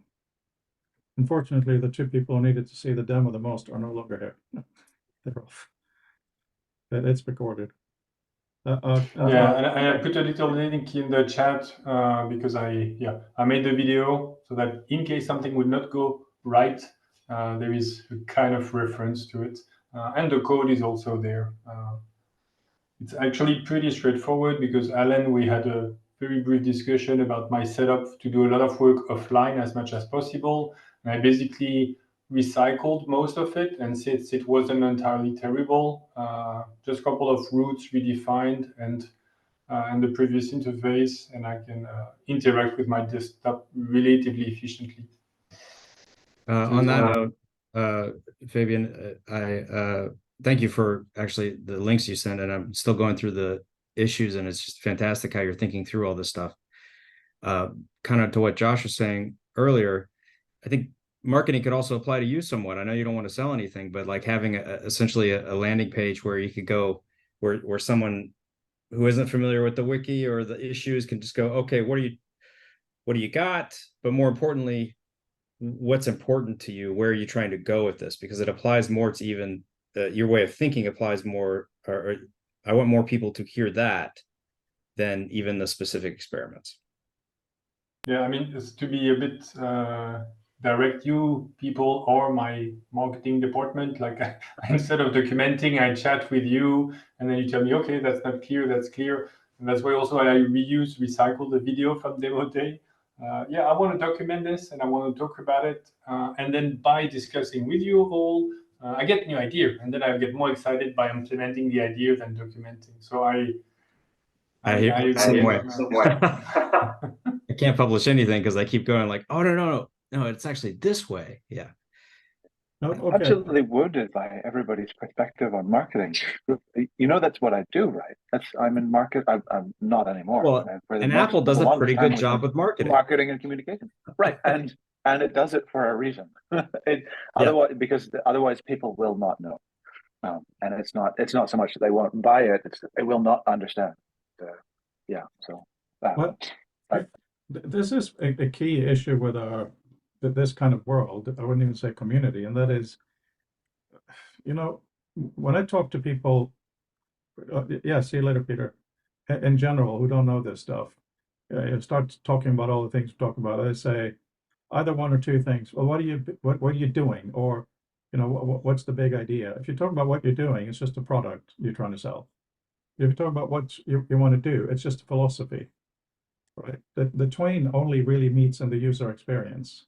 And that is something that I agree with the work that you've been doing, Brandel, on the Apple website. By just even scrolling through, you get a sense of the product. And I think for us as a community, we do need to give people a better sense of what we've built, what we're trying to build. Now, I naively thought I could do that partly with Reader, but you guys don't write very much. So what Alan just said, I think is perfect. Alan sent me a piece, a draft, updated any time before we publish. I would love to share that with you guys.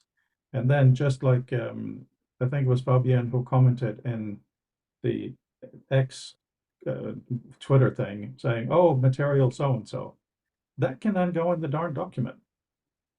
So at the end of the year, people will have not just scouring X, and then, Adam Byrne gets annoyed at me because I published stuff he didn't want, like happened last year.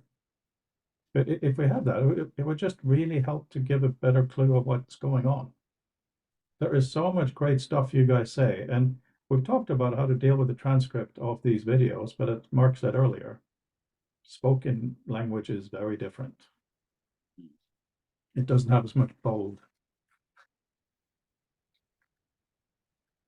Yes, Mark. One thing what this is really bringing home to me actually is hearing is, although we talk about marketing, we're actually describing discovery. We're actually, how do you explain something to somebody else who hasn't seen this before? It gets you to marketing because the marketing has to do that.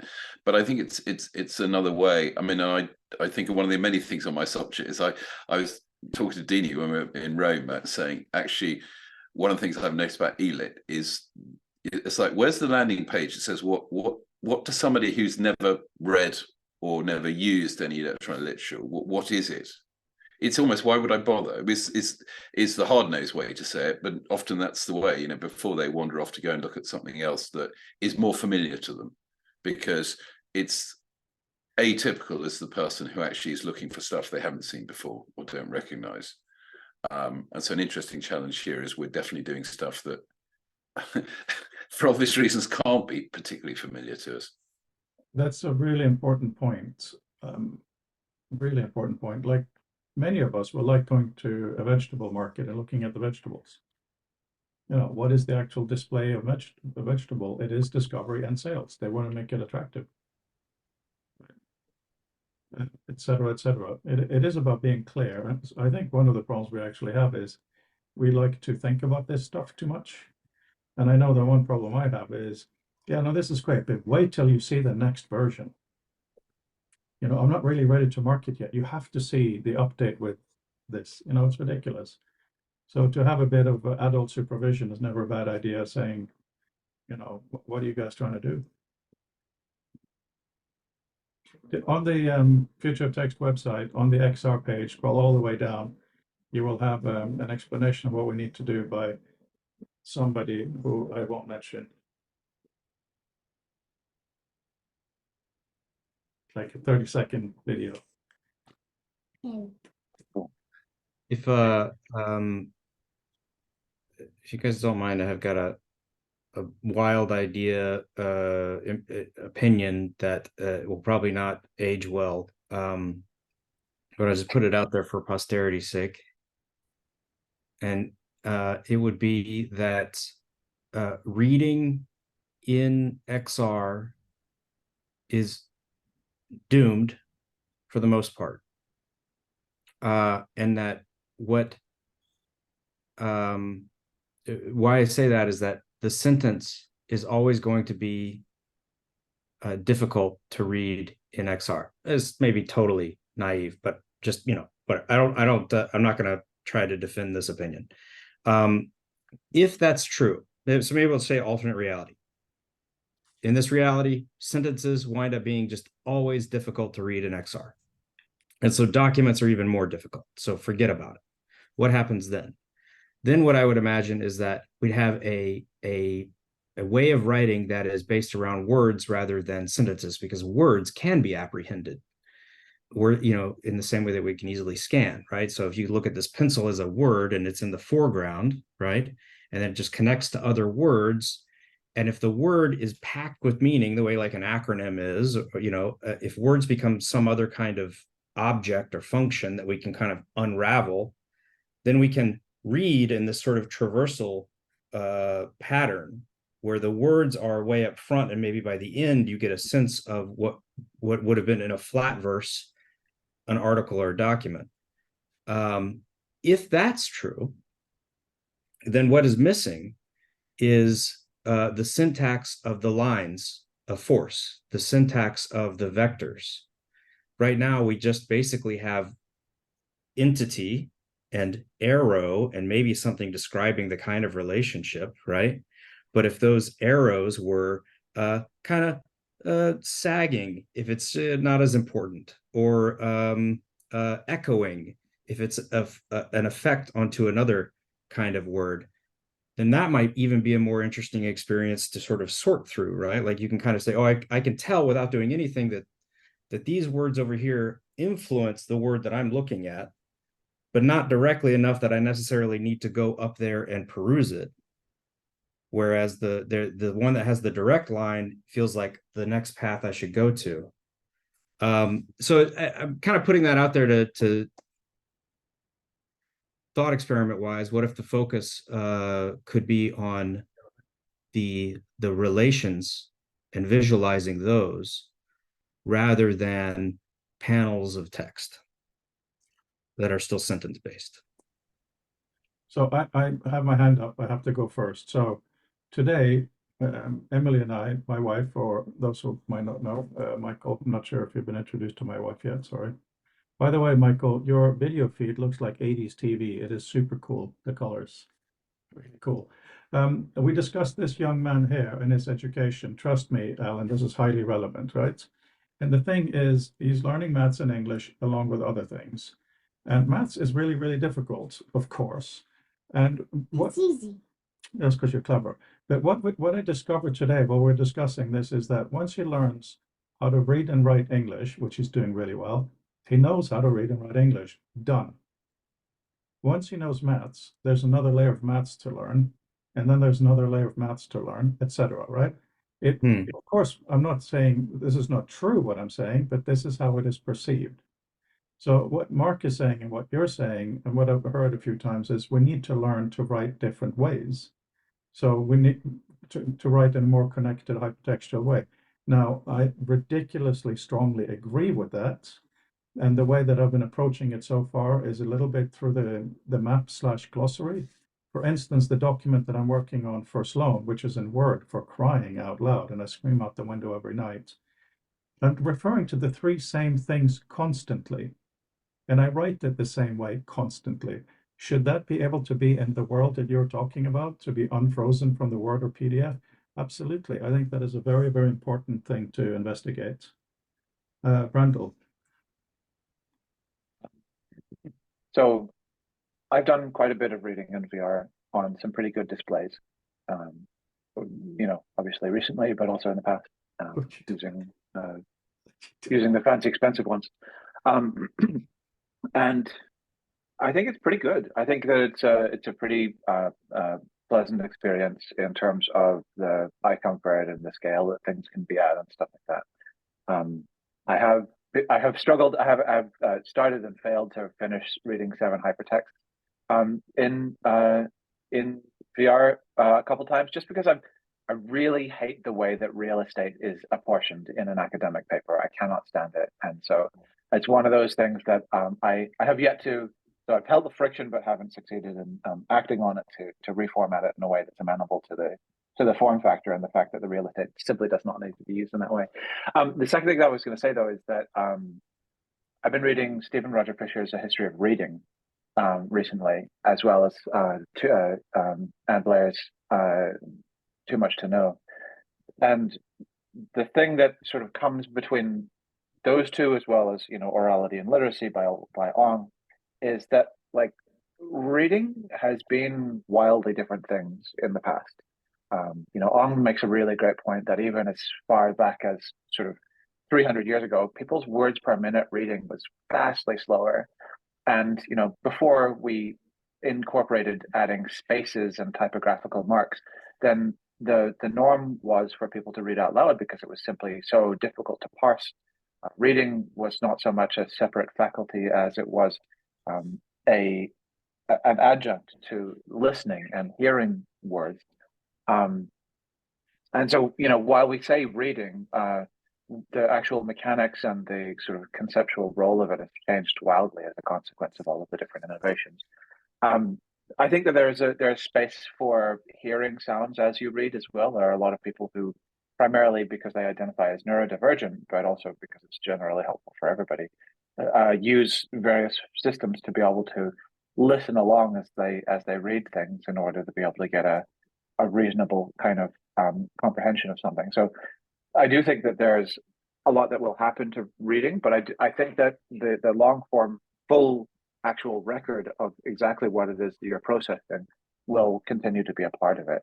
But I'm also just absolutely couldn't be more excited about the multimodality of it, the awareness that people can have of what people are attending to, and being able to make sure that those things focus, being able to reformat and restructure things based on what is sort of the most essential syntactic structure visible. So visual syntactic text formatting is something that I think is pretty important and interesting, and I need to push on people inside Apple to look at that harder as well.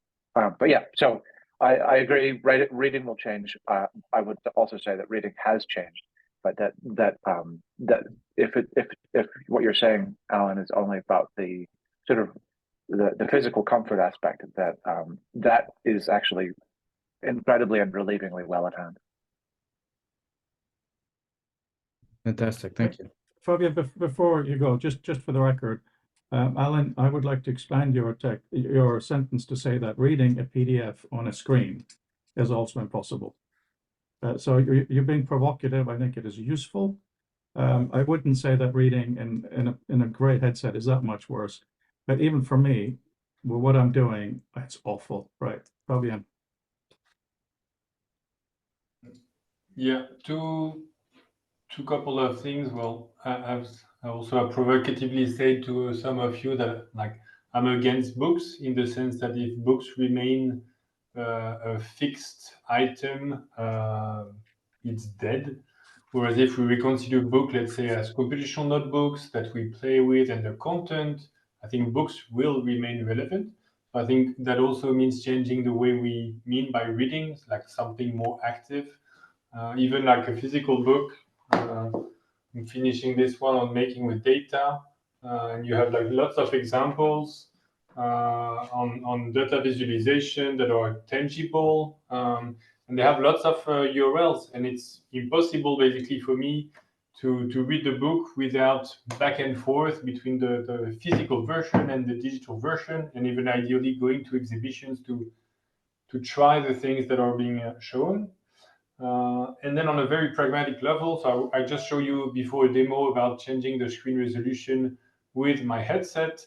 It is specifically to be able to read, not only, but partly to read, and it's to read documentation for APIs or programming or Stack Overflow, whatnot, so that I don't have to put the headset on and remove it, even if it's just like this, and put it back and remove it. It's basically to be able to remain there in order to iterate more efficiently. And it's funny because it's been a habit of mine. Instead of reading like this, because now I can actually see you all and properly.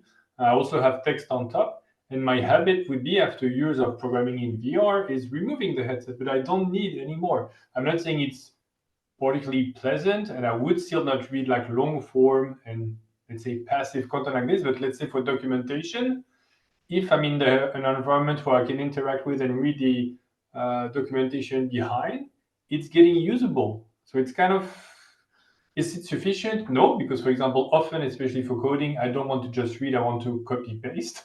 Like I'm not going to retype what I've just read. So it has to be more, it has to be again more like maybe a mix of editing. But I'm trying to say that it's becoming a real question, because now we can like avoid back and forth and rather have a kind of blend of what's on the screen, what's on the wall, what's on the paper.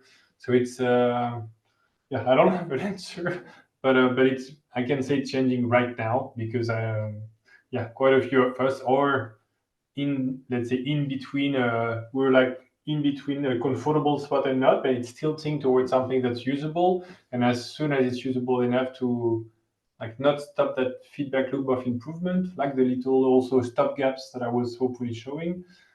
Yeah, I don't think we're coming back. Yeah, that is very, very important. And funnily, it makes me want to ask you guys, who is on TikTok here? I really, really wish you would join TikTok, because TikTok is absolutely amazing. Because first of all, you can skip through things really quickly, right? When you're on YouTube and you have little stories that kind of go, and Instagram that kind of go in between, TikTok goes through. In the current conflict in the world, not to go into, I won't discuss anything political or to mention where, the information that I get presented in TikTok is much more balanced, intelligent, thought through, and connected than Instagram, Facebook, or Twitter. Twitter, in my experience currently, is the worst. People HATE, that group or this group. Facebook is a little bit more nuanced. Instagram is kind of in another world. TikTok is very engaged, but people show research. And the way it's structured with comments means that when you go through and someone makes some kind of a claim, very quickly in the comments, you will see whether it seems to be credible or not. So I really think I mean, I'm learning things about infrastructures of cities, technologies, histories. Some of them are short, some of them are longer. But the reason I'm mentioning it to you is maybe by embracing this ridiculously overshortened modern sugar teenage media, we can learn a little bit and then step back into removing the wall of text. I could truly imagine a version of the future of text in a TikTok type app, where the way you can skim through and connect things is as trivially easy as you can on TikTok, but you still have the meat behind it. There you go. Over to Fabienne for rebuttal. No. Well, yes, kind of, and not. But I'll super quickly share my screen. I've kind of done it. So I mean something related. I mean, and I'll put the link here in the chat, so maybe you can see my screen. I have my own YouTube server, so that I don't use YouTube. It's just like video streaming. But I can also live stream, and I can also live stream from my phone. Which meaning that you might end up seeing me just after the shower, something you might want to avoid. But I'll put this on mute. Like I was, I think, back from a conference, so I think I was walking, so learning the way to do it. But the point is, the format, yes, absolutely. Even the way to interact with it, yes.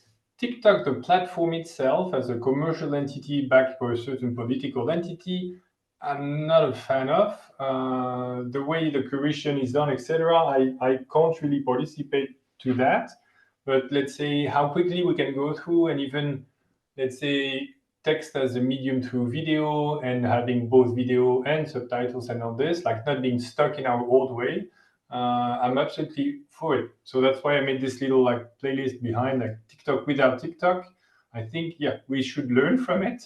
The platform itself, I personally don't want to use it. I can understand that, of course. Please stop. And of course, considering its backers and political stance, and considering where you work, that's really not difficult to understand.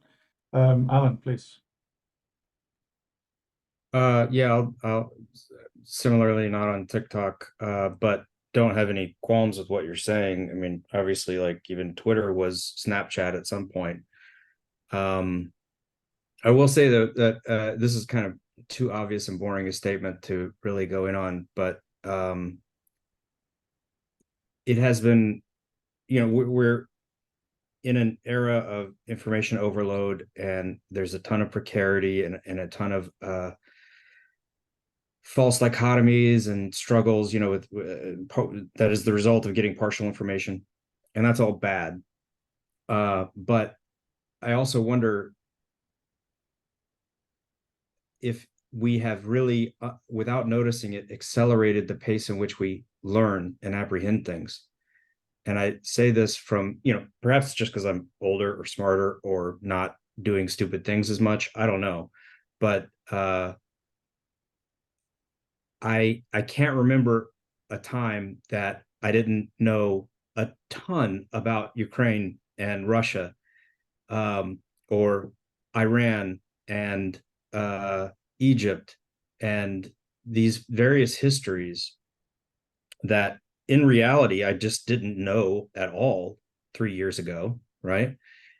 And I think it's because it's become so ridiculously easy to find material, to read up on it, or to see a video format of it. And the thing that I think is maybe the point that I'm getting to is there's something that's overlooked perhaps about how we learn, in that we're possibly framing ourselves or conditioning ourselves pre-learning for a while, which is a result of the exposure to news or whatever. And then when the time we go in and focus, I want to learn about this, we unconsciously already absorbed so much of that information that it tracks much more quickly, you know. And I don't know if that's just, I got nothing to really support that, but to just look at myself, you know, I remember a younger me that would not be able to tell you where all the countries in the Middle East sit and why that's important. You know, I would have thought that Pakistan was very close to Israel, right? And now by kind of an osmosis, I feel like I know where not only the Middle East countries are, but, you know, up into the Mediterranean and everything. And for Americans, that's kind of unusual. But yeah, I just wanted to, it's an obvious bland kind of statement, but I wonder if these different affordances have, if we are actually stunningly, we have an ability to get more well-versed than 50 years ago, you know? I don't know. That's it. Something to think about. Randall, please. So on TikTok, one, yeah, I mostly follow and consume information fairly intentionally. So the places where there are more unguided sort of grazing patterns that are required is something that I don't have a lot of time or tolerance for. But in terms of the medium, in terms of the format, the way that people are creating and consuming on platforms like TikTok, I'm really sympathetic to it. Something that I'm really curious and apprehensive about, as I, right or wrong, feel a fairly deep responsibility for the future of the web. is that when I was young, when the web was young, people didn't have to do much to make a web page. While that's technically still the case, that does not translate into people just making web pages anymore. You know, my old computer science tutor said I'm old enough to remember the internet before it was 5 websites each with screenshots of the other 4. And something that I'm conscious of is with TikTok, but with other sort of forms of authoring as well, how do we re-democratize the basis on which people are creating content and the manner in which that content is sort of shareable, discoverable, negotiable, and maybe annotatable? I think that there's a lot of work that needs to be done, sort of reconnecting the rights and responsibilities of content and potentially something like the browser in order to be able to make it so that people have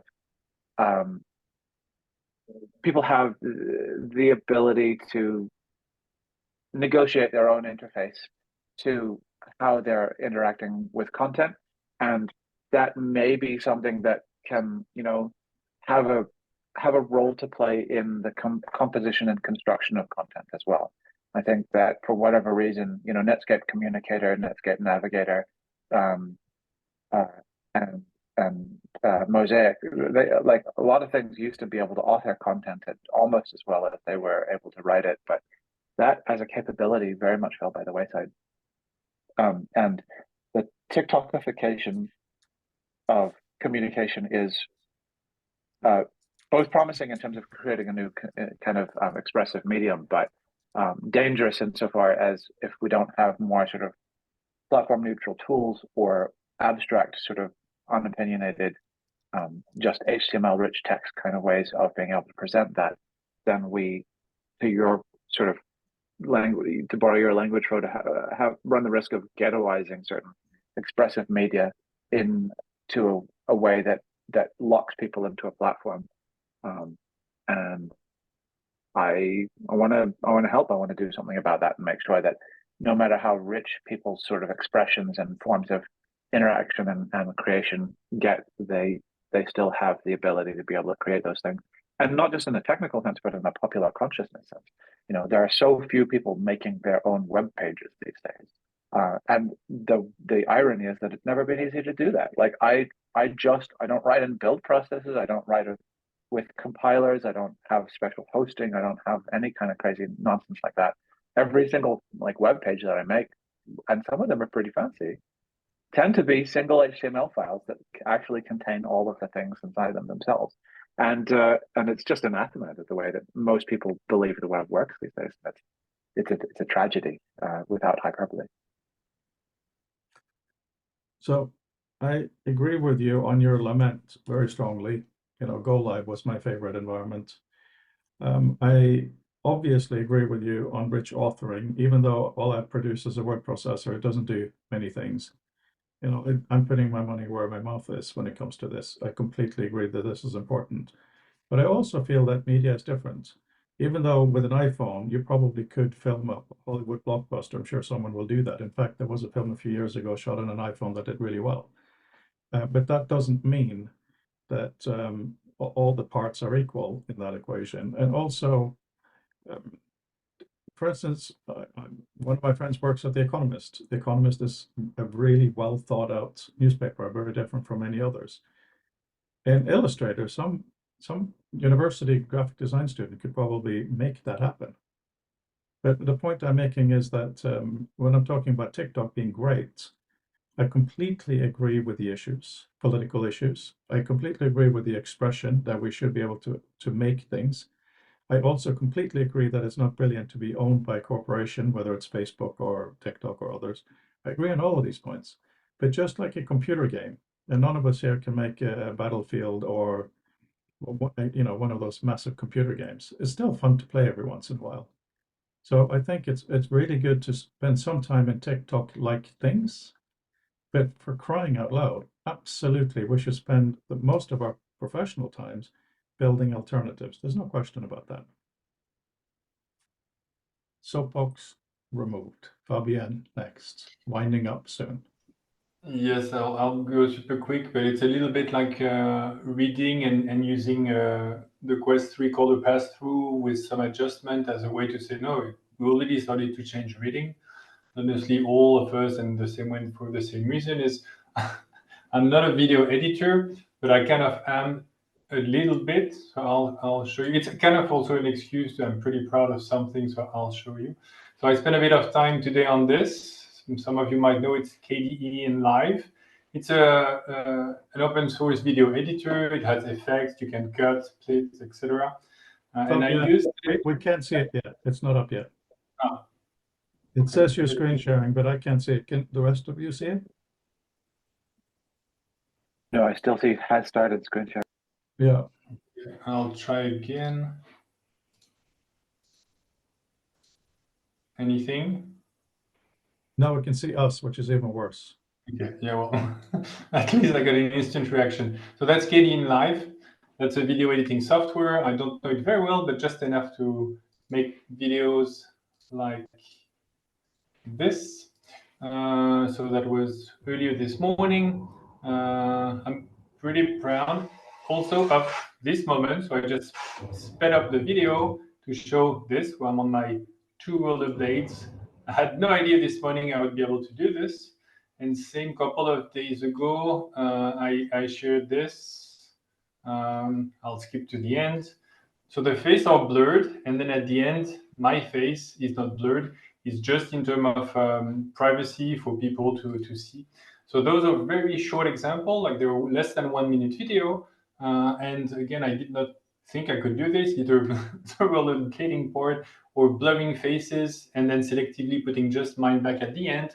And I feel a little bit pushed, let's say as an older person, because I thought indeed like video is a medium. It's a way a lot of people consume information, whatever it is. Here even more so because it's like I can describe how I do roller skating moves, but it doesn't make sense. If I show the video as is though, it's silly because a lot of time I'm doing something that people don't care. I'm outside of the frame, so I need to speed up. So my whole point is the same way there is a text literacy, there is also a video literacy and some skill set and agency needed in order to make such videos. And it's, yeah, that's also honestly why I'm in. It's not something that I didn't realize before this group. So I'm grateful for all of you. Because I thought, yeah, text is text and that's it, and we can just move on. It's a silly question. And now I see literacy in all different shapes and form, like hypermedia, basically literacy. And so exploring media a better way, and eventually through this set of tools, including like video editing through XR. Yeah, I think it's definitely worth exploring. Oh yeah, I believe Apple will be releasing Final Cut for Vision. At least rumors are saying so, and that'll be very, very interesting to see. But still, I would really like it if you guys spend a few minutes on TikTok, maybe even with someone else's account, because the thing about TikTok is it works. And earlier today we talked about how to market /sell /present what we're trying to do, and we do complain about the wall of text a lot. And sorry, but then I think spending time on TikTok would mean, and that's also why I was showing KDE in Live or whatever video editor. To me, that means participating, meaning uploading also videos, not just consuming them. no, I don't agree with that, because I only this week found out you can repost and notice that button. I do think that there is a difference between creation and consumption. I do agree that when it comes to quote unquote knowledge work or serious stuff, we need to be able to do both. But in the same way that we're going to be citing books in the future, but we're not all going to be writing books. We're going to be citing magazines, but we're not all going to be making magazines. It is okay that not every person is a TV studio, a record company, a book publisher, etc. Of course, right? I think that also goes here. So all I'm saying is that I want to have a breakout. My real dream, despite the philosophy, is to have a breakout piece of software that people just use and say, this is better, this is how we should interact with text. Because like my teacher said, show them, don't tell them. You know, it would be a demonstration of the stuff we're talking about. So, you know, if we could do that together, it would be amazing. So, you know, the proof is in the pudding, blah, blah, blah. So when I'm talking about TikTok, I'm not at all saying it's the end of the universe and it's the best thing ever. But it is a new way, it is successful. And including me, until relatively recently, we have all been very snobbish about it because it's the short thing and it's China, with good reason. But just like there's also been some discussion in the community lately, I think Alan mentioned a few things about taking things from gaming. Yes, we should do that too. We should. Anyway, I don't want this whole thing to be TikTok, TikTok, TikTok. It's just weird, you know. If I'm making myself lunch, I'll watch a little TikTok. Sometimes dancing and jokes. Sometimes like, oh, that's why street corners work like that. You know, can that some of those ideas go into how we function? I don't know. Maybe. Hope so. Yeah, and I also suggested it at work at the parliament to use such a format. So obviously, I agree with trying it. Alan, sorry, Fabian, and thank you for that. Alan, infinite scrolls. That is one of the things I like about TikTok. It isn't an infinite scroll. There's the fact that it goes full screen and stops makes it so much easier to stop than Facebook or Instagram or anything else. It is really key. I can be, oh, I'm a bit bored. I look at a boom and stop. Much easier. Maybe it's the act of not actually continuous scrolling. It's odd. So Interesting. Sorry, I didn't realize I was on mute. anyway, thank you, Alan, for introducing us to Josh today. Yeah, he's he one of the reasons I invited him is he's wants to put together a podcast around philosophy and technology. So I thought, well, that's what this is. Certainly got some of that. And I think Dini today wanted more specific feedback, and we went into different areas, but that's okay. You guys have the link to the document if you want to look at it. You're very free to do so. I do think it would be an interesting thought experiment, going back to the other thing, whether the premise is misplaced or not, but you know, what would a PDF look like as a game? Take an article, translate it into something that is interactable, riddleable. Well, I don't know. What does it look like as a game? And does that open up the possibilities of how it can be experienced in XR? I think you should write an article on this. I refuse. Maybe have a session on this. I think that's very important. Your notion of material is really important because when you say that, I would then ask which kind of game and also which aspect of a game. Right. If it's a mystery adventure game, it may be about crinkling the paper and putting it on the wall and unfolding it, that kind of interaction. If it's a shoot 'em up game, it may be completely different. The thing that still baffles me about shoot 'em up games is even with this controller, the two rifles feel different. You know, similarly, how can we make documents feel different?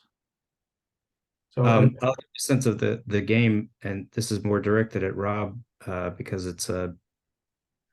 I don't often feel like a sci-fi writer, but sometimes it happens. I closed my eyes last week, and you know, as you do, and at times when you close your eyes, you see the trace of the last things you looked at, right? Like it's still there emblazoned on your eyeballs, right? And I thought about like, wow, what if all you had to do is just kind of focus on those shapes, and that was a signal that you were going to be entering this space, and that's actually your new canvas. Whatever you looked at last became your new canvas. And so it's these abstract shapes, but then you start to sort of fold the shapes around, right? It has no connection to a deterministic meaning, but as you start to move them around, you I don't know, it led to some crazy stuff of even like, what if that's a kind of like, what if we never get to a point of telepathy, but we could share these optic shapes with each other and play games that way? And so it'd be like so basic Atari, but not pixels. They would just be these residues. Anyway, that would be the kind of shape, the game I would have in mind. But I don't even know how that. A lot of time with those shapes. Yeah, good. Love it. we're way over time, but there you go. Mark. Thank you. I'll just draw a very quick sort of link round to the fact, and kudos to Brandel, because I think he brought this up all this time ago, was when we were talking about, moving text around, is that funnily enough, the web model of a DOM and CSS is remarkably flexible. And maybe our writing tools could actually learn something from us.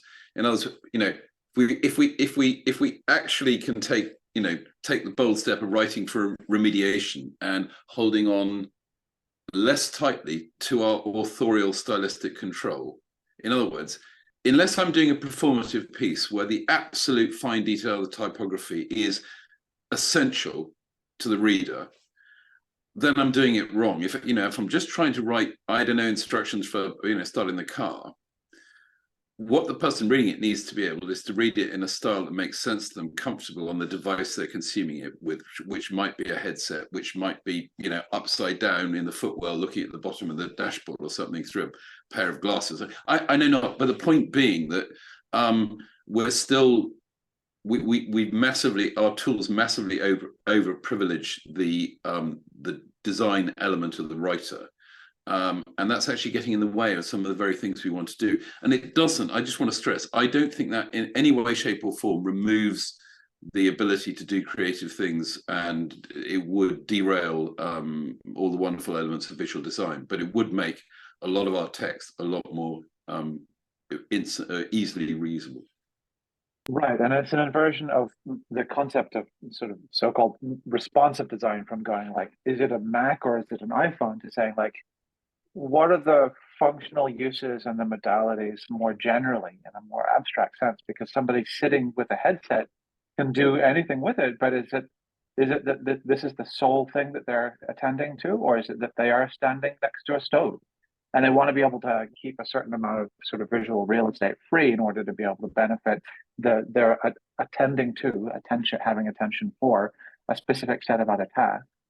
And so, yeah, like responsive design, all of these other things that people have paid some level of lip service to are reasonable, but it's not even about devices. It's about intents and being able to kind of flexibly mesh, a given user, reader, and their intent with the content as it must be displayed, and being able to say, well, you really can't just read War and Peace in emoji. But maybe, depending on what you're doing, it would be pretty cool. I got through all of Genesis and Exodus in lolcat with my daughter. It was really fun. Sorry, I just have to text Emily to call my mother. There's some excellent ideas right at the end here. That's so good. I mentioned something in that little bit of writing about, I wonder if LLM, maybe it's something else, but I wonder if LLMs will become the default coagulant for our writing and reading, so that we don't have to write a finished version anymore. We don't have to design something for a modality. That will be handled by the LLM. It'll be, turned into some sort of polymorphous shape to fit into whatever interface and environment we're in. Yeah. That's the most horrible thing I've heard all day.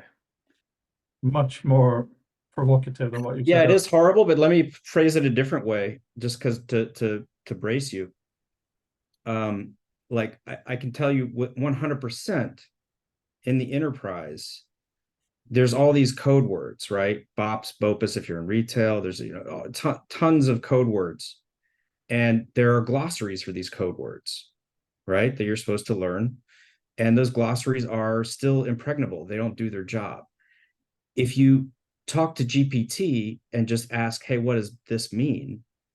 There's something in the power of getting a response to the context that you presented that suddenly sticks in the mind way more than having a glossary, which is actually more information dense. So that's a powerful formula.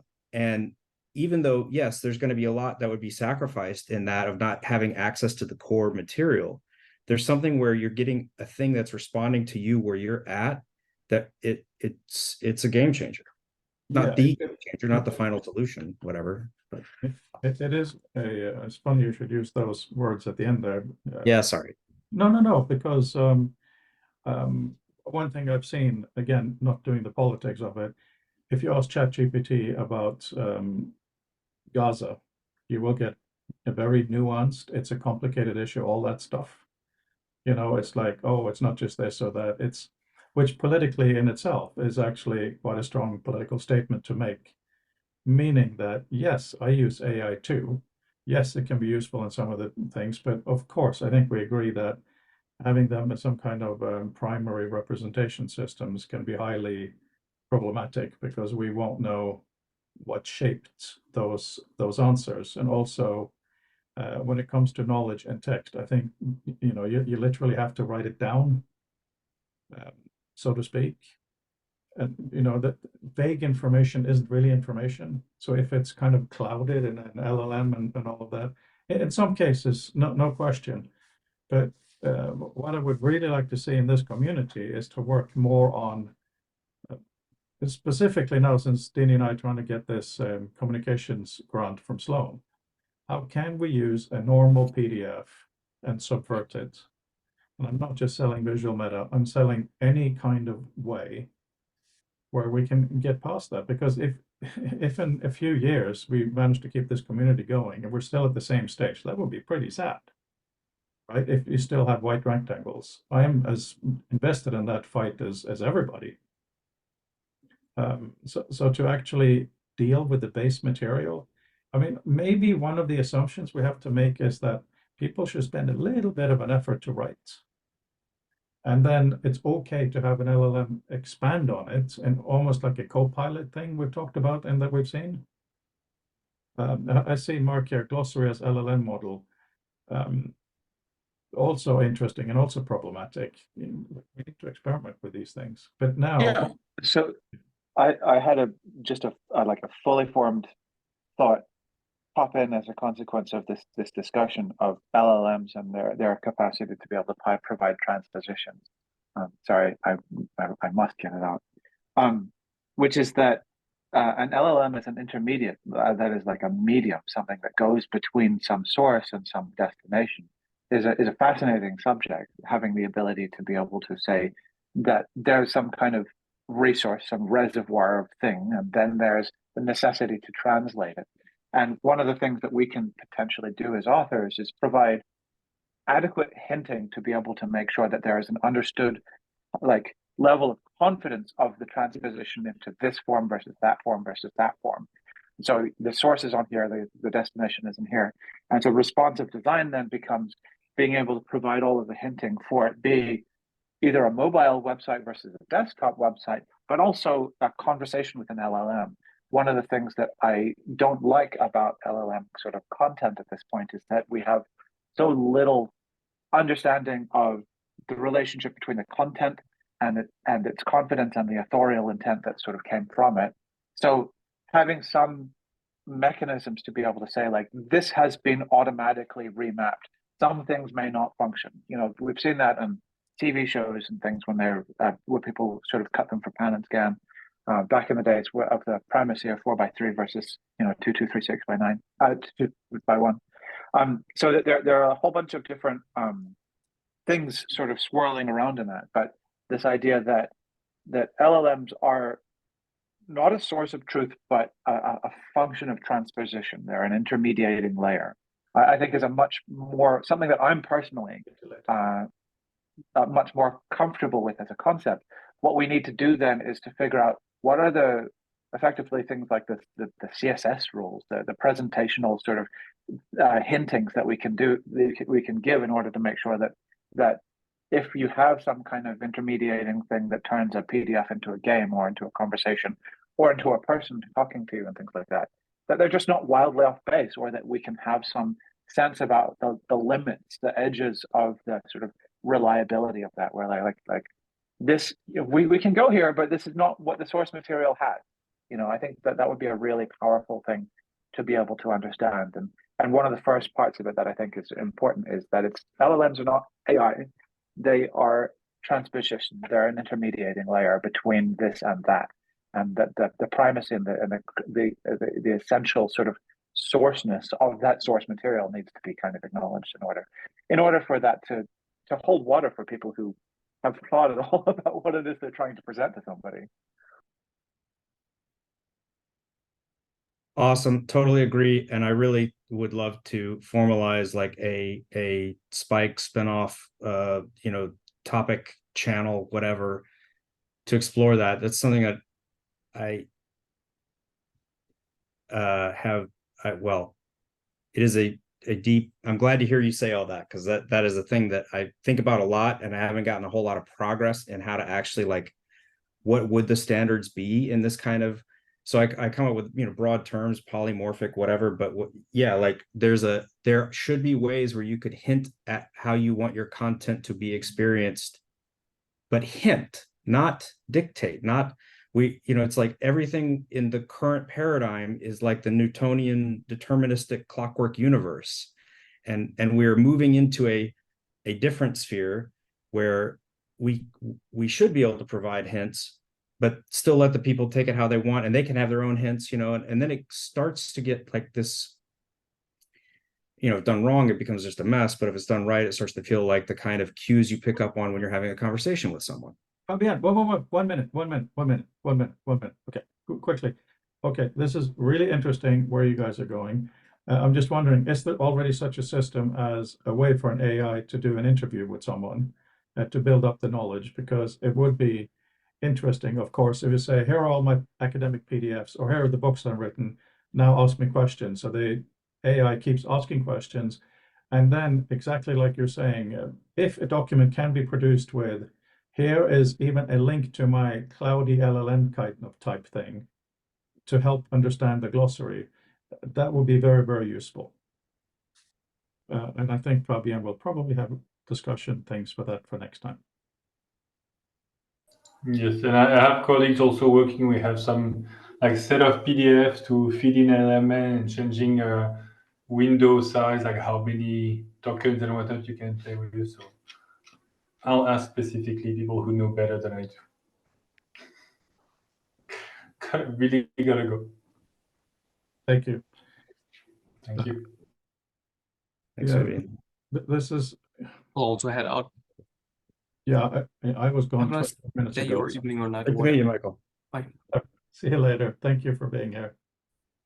The truth is, this stuff is already around now. It's already in TikTok. It's already in Ask Me or Tell It to Me Like I'm Five, or whatever that acronym is.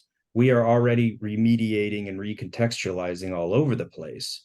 We just have this mindset that is not that is a translation. That is not the canon, right? And so it's really just our own mindsets that are kind of need to catch up, right? And then maybe it's the remediation bit we don't get. I mean, we understand what it is, but that's the bit we've perhaps underexplored or undescribed. Yeah, I think it has a lot to do with well, I mean, this is wild, but I think the idea of copyrights really screwed us up, because it made us think of, works of art as a real object, and in fact, what we're doing is, TikTok is like taking some various sources of things read and saying like, hey, here's some information, but I'm going to give it to you in this like 2 minutes or however long they are, but what's missing is still everybody still has to come up with a kind of I call it jokingly neomorphology, right? Like the morphology of ideas, right? We still have to ad hoc come up with what we think is the structure of the connection of these ideas. And if that could be determined by an author more than the final product, more than the article, it's more like, here is the recipe to connect these various ideas, then it could work across modalities. And I don't know, I think, yeah, totally. I think one of the tensions is that authorship is often a subtractive process of trying to boil those things down. And so Right. there's a tension between authorial intent in terms of achieving that simplicity. One of the things that it would be really valuable for folks to be able to do is to be able to say, like, that line isn't a hard line. That is a gradient where this is what I want you to see. Here's what it's made out of. And like, please don't look here first, but it's here, you know. And that's one of the things that Rob says about his novels is that he has a notes document, almost often almost larger than the novel itself, backing it. And the right way to have people be aware of how to tap into that and what can be made use of as a consequence of it just would be really, really interesting. And having the appropriate sort of intellectual property rights, but also like privacy rights into sort of source materials and things like that is a really interesting challenge as well. Another ham-fisted example of that would be as simple as, like, and I really do think this is going to happen. There's a new documentary series on Netflix, but I don't really like watching reenactments. I want to see the stuff that's actually based on the documents, and I don't want the 12-hour version. I want the 3-hour version.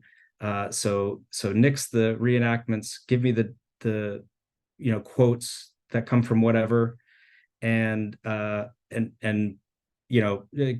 any romance. I don't care about that. I don't, you don't need to sensationalize it. Boom, go, right? And then that's a version that's automatically remade version of the documentary series. It's still guided. That's almost like, I feel like that's low-hanging fruit. The funny thing here, though, is to feed an LLM, just to really stay on that path, there's got to be some data. And that data, a lot of it will be plain text. So I could imagine that I really like the idea of kind of a cloudy LLM opportunity people can draw on, but also imagine producing a document that has the following metadata. Here's a link to my bio. Here's a link to all the transcripts of everything I've said that I've decided to make public. Here's a link to my personal glossary. Me using the word link is a bit weird in this context, but the point is that for future historians and for other people reading it, their AI should be able to follow these links automatically, generate an LLM on the fly based on everything else, but at least they have access to some kind of source material. Yeah.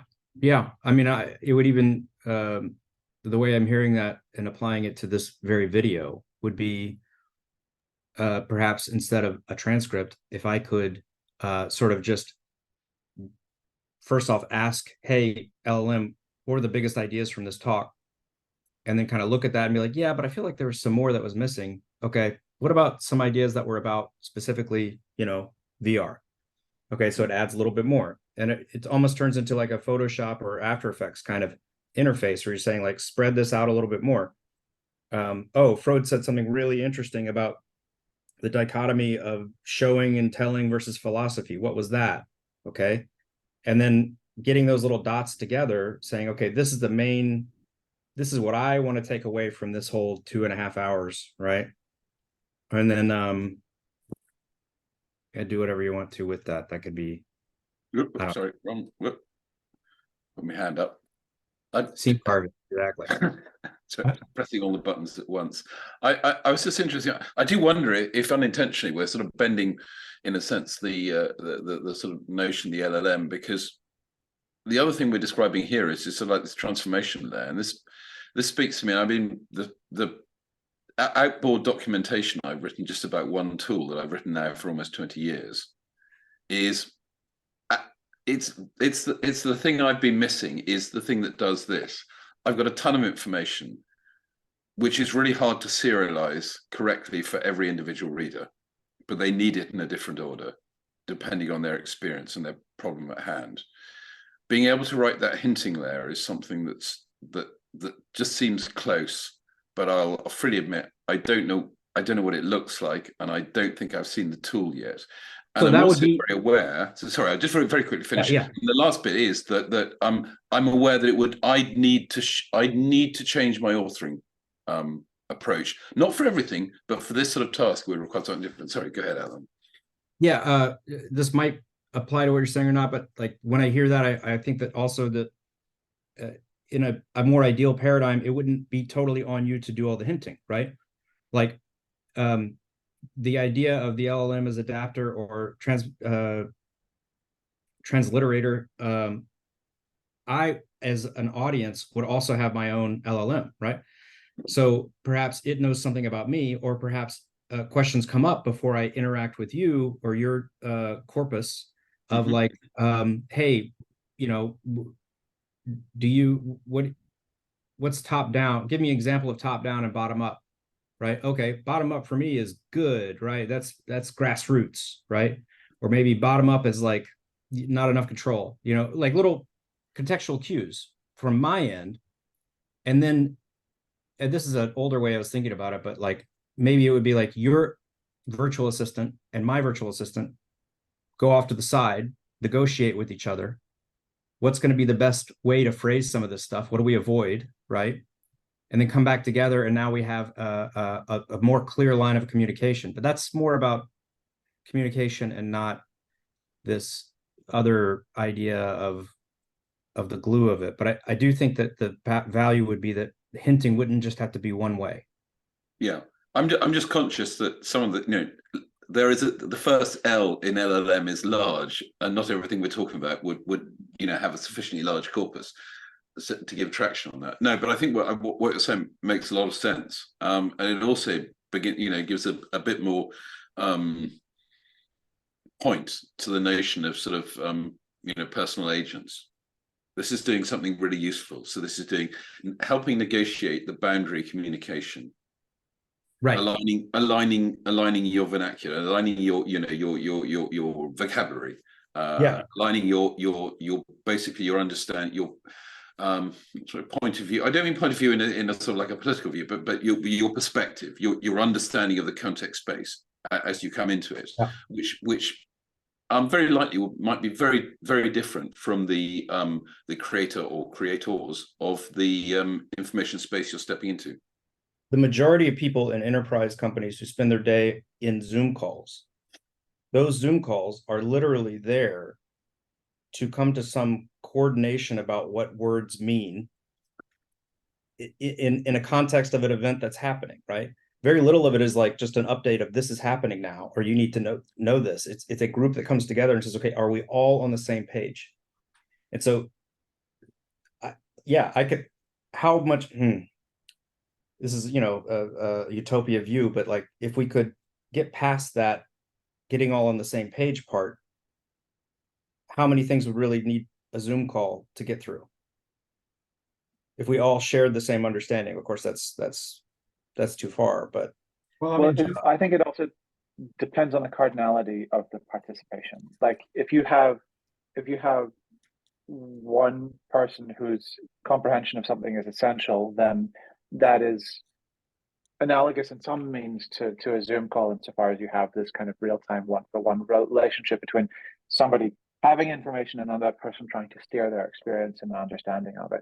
But I think that there's a fluidity, but nevertheless one that would be hopefully supplemented by tools for being able to kind of craft and tack towards certain things. One of the things that I'm thinking about, so I did some training with Apple last week where I sort of described a problem. One of the worst problem I had sort of politically inside Apple was when we had the iPhone 7 page was 120,000 pixels tall. That's too many pixels and too many words, 20 some thousand words, 120,000 pixels tall. And the people doing our analytics were like, look at how many millions of people saw the page. Isn't that a good success? And like, unfortunately, I knew better because if you dice those analytics up to say like, here's how many people went here, here's how many people clicked into this drawer concept that we had, stuff like that, then the numbers started to get much, much worse. And one of the things that this allows you to do is to allow individuals to compose their own views to some extent of what people are looking at and to make their their user action in the context of experiencing this information to be more intrinsically meaningful about what it is they attend to. And in that context, being able to provide weighting and leaning on certain content, hinting to be able to kind of unfold in certain ways, allows you to be able to kind of more responsively address where you believe gaps are, or where you understand the sort of the center of mass of people's kind of questions and quandaries to kind of coalesce. And at some level, it is exactly analogous to web design and insight, like analytics, insight, and stuff like that. But I think that the nuance is that in terms of what we have to lean on to be proxies for human intention and comprehension are much more coarse-grained at this point. You just have cursors and scrolls and clicks. Whereas if you have these more multimodal sort of representations, then you have the ability to go back to the Zoom call to do that on a one-for-one real-time way. Yeah. But if you're like Apple, and where you're talking about tens of millions of people, then you're going to be looking at that on a slightly longer time frame, and you're going to be looking at it with a larger set of aggregations of like, well, 25 million people did this, so what does that mean? What we want to do in order to craft that message, and getting people back, walking people back from having the sort of responsibility or even right to be able to compose these monolithic artifacts of information that must only be consumed in these one of two ways, mobile and desktop.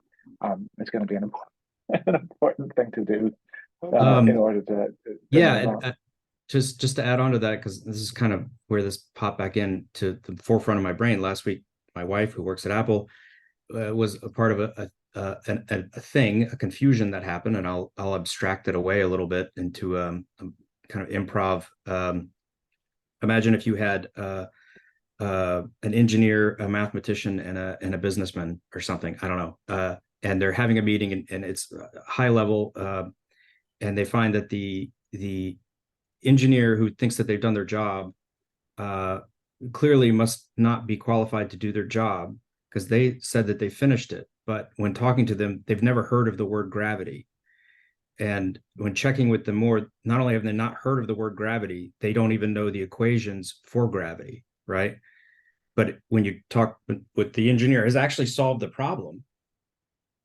But to them, gravity is a force. It is not a mathematical concept, and they don't have to know the word gravity to solve the problem with gravity, right? And yet, in our world, even though you could be an expert of how to deal with gravity, if you don't know the word gravity, you're considered an idiot, right? This is kind of, and I mean it in much more specific technical or corporate jargonese, right? Where a problem was actually solved, but then it became a kerfluffle because the people weren't familiar with the words used that are associated to that problem, right? Because they're not on the business side. That's the kind of stuff that I think grinds enterprises to a halt productivity wise. But this is a totally different topic. I know, Frode, you have to go. And everyone, yeah. But I do think it's pertinent to the stuff, the Sloan stuff that Fred's got at the moment, because in a sense, at least if building out the space for the sort of things we're describing, I think is massively pertinent to the use of XR. Oh. Hey guys, we can do this. We just need the right metadata. On that bombshell, have a good week, everyone. And you. If you have any Bye to suggestions all. what to put in a document to persuade people, this is amazing. Please don't keep it a secret. And any pieces of words on screen to put in the book would be greatly appreciated. I would like to revisit the LLM adapter glue topic, either offline or something. So Yeah. Well, we can do that on Monday as well, but maybe write it down. Maybe Brent will write something down. Maybe we'll have something recorded of that, because maybe it'll turn out to be this, that, or the other. Who cares? It's a very worthwhile point to consider for now. Let's see where it goes. alrighty, great. Okay, bye for now. Great. Bye.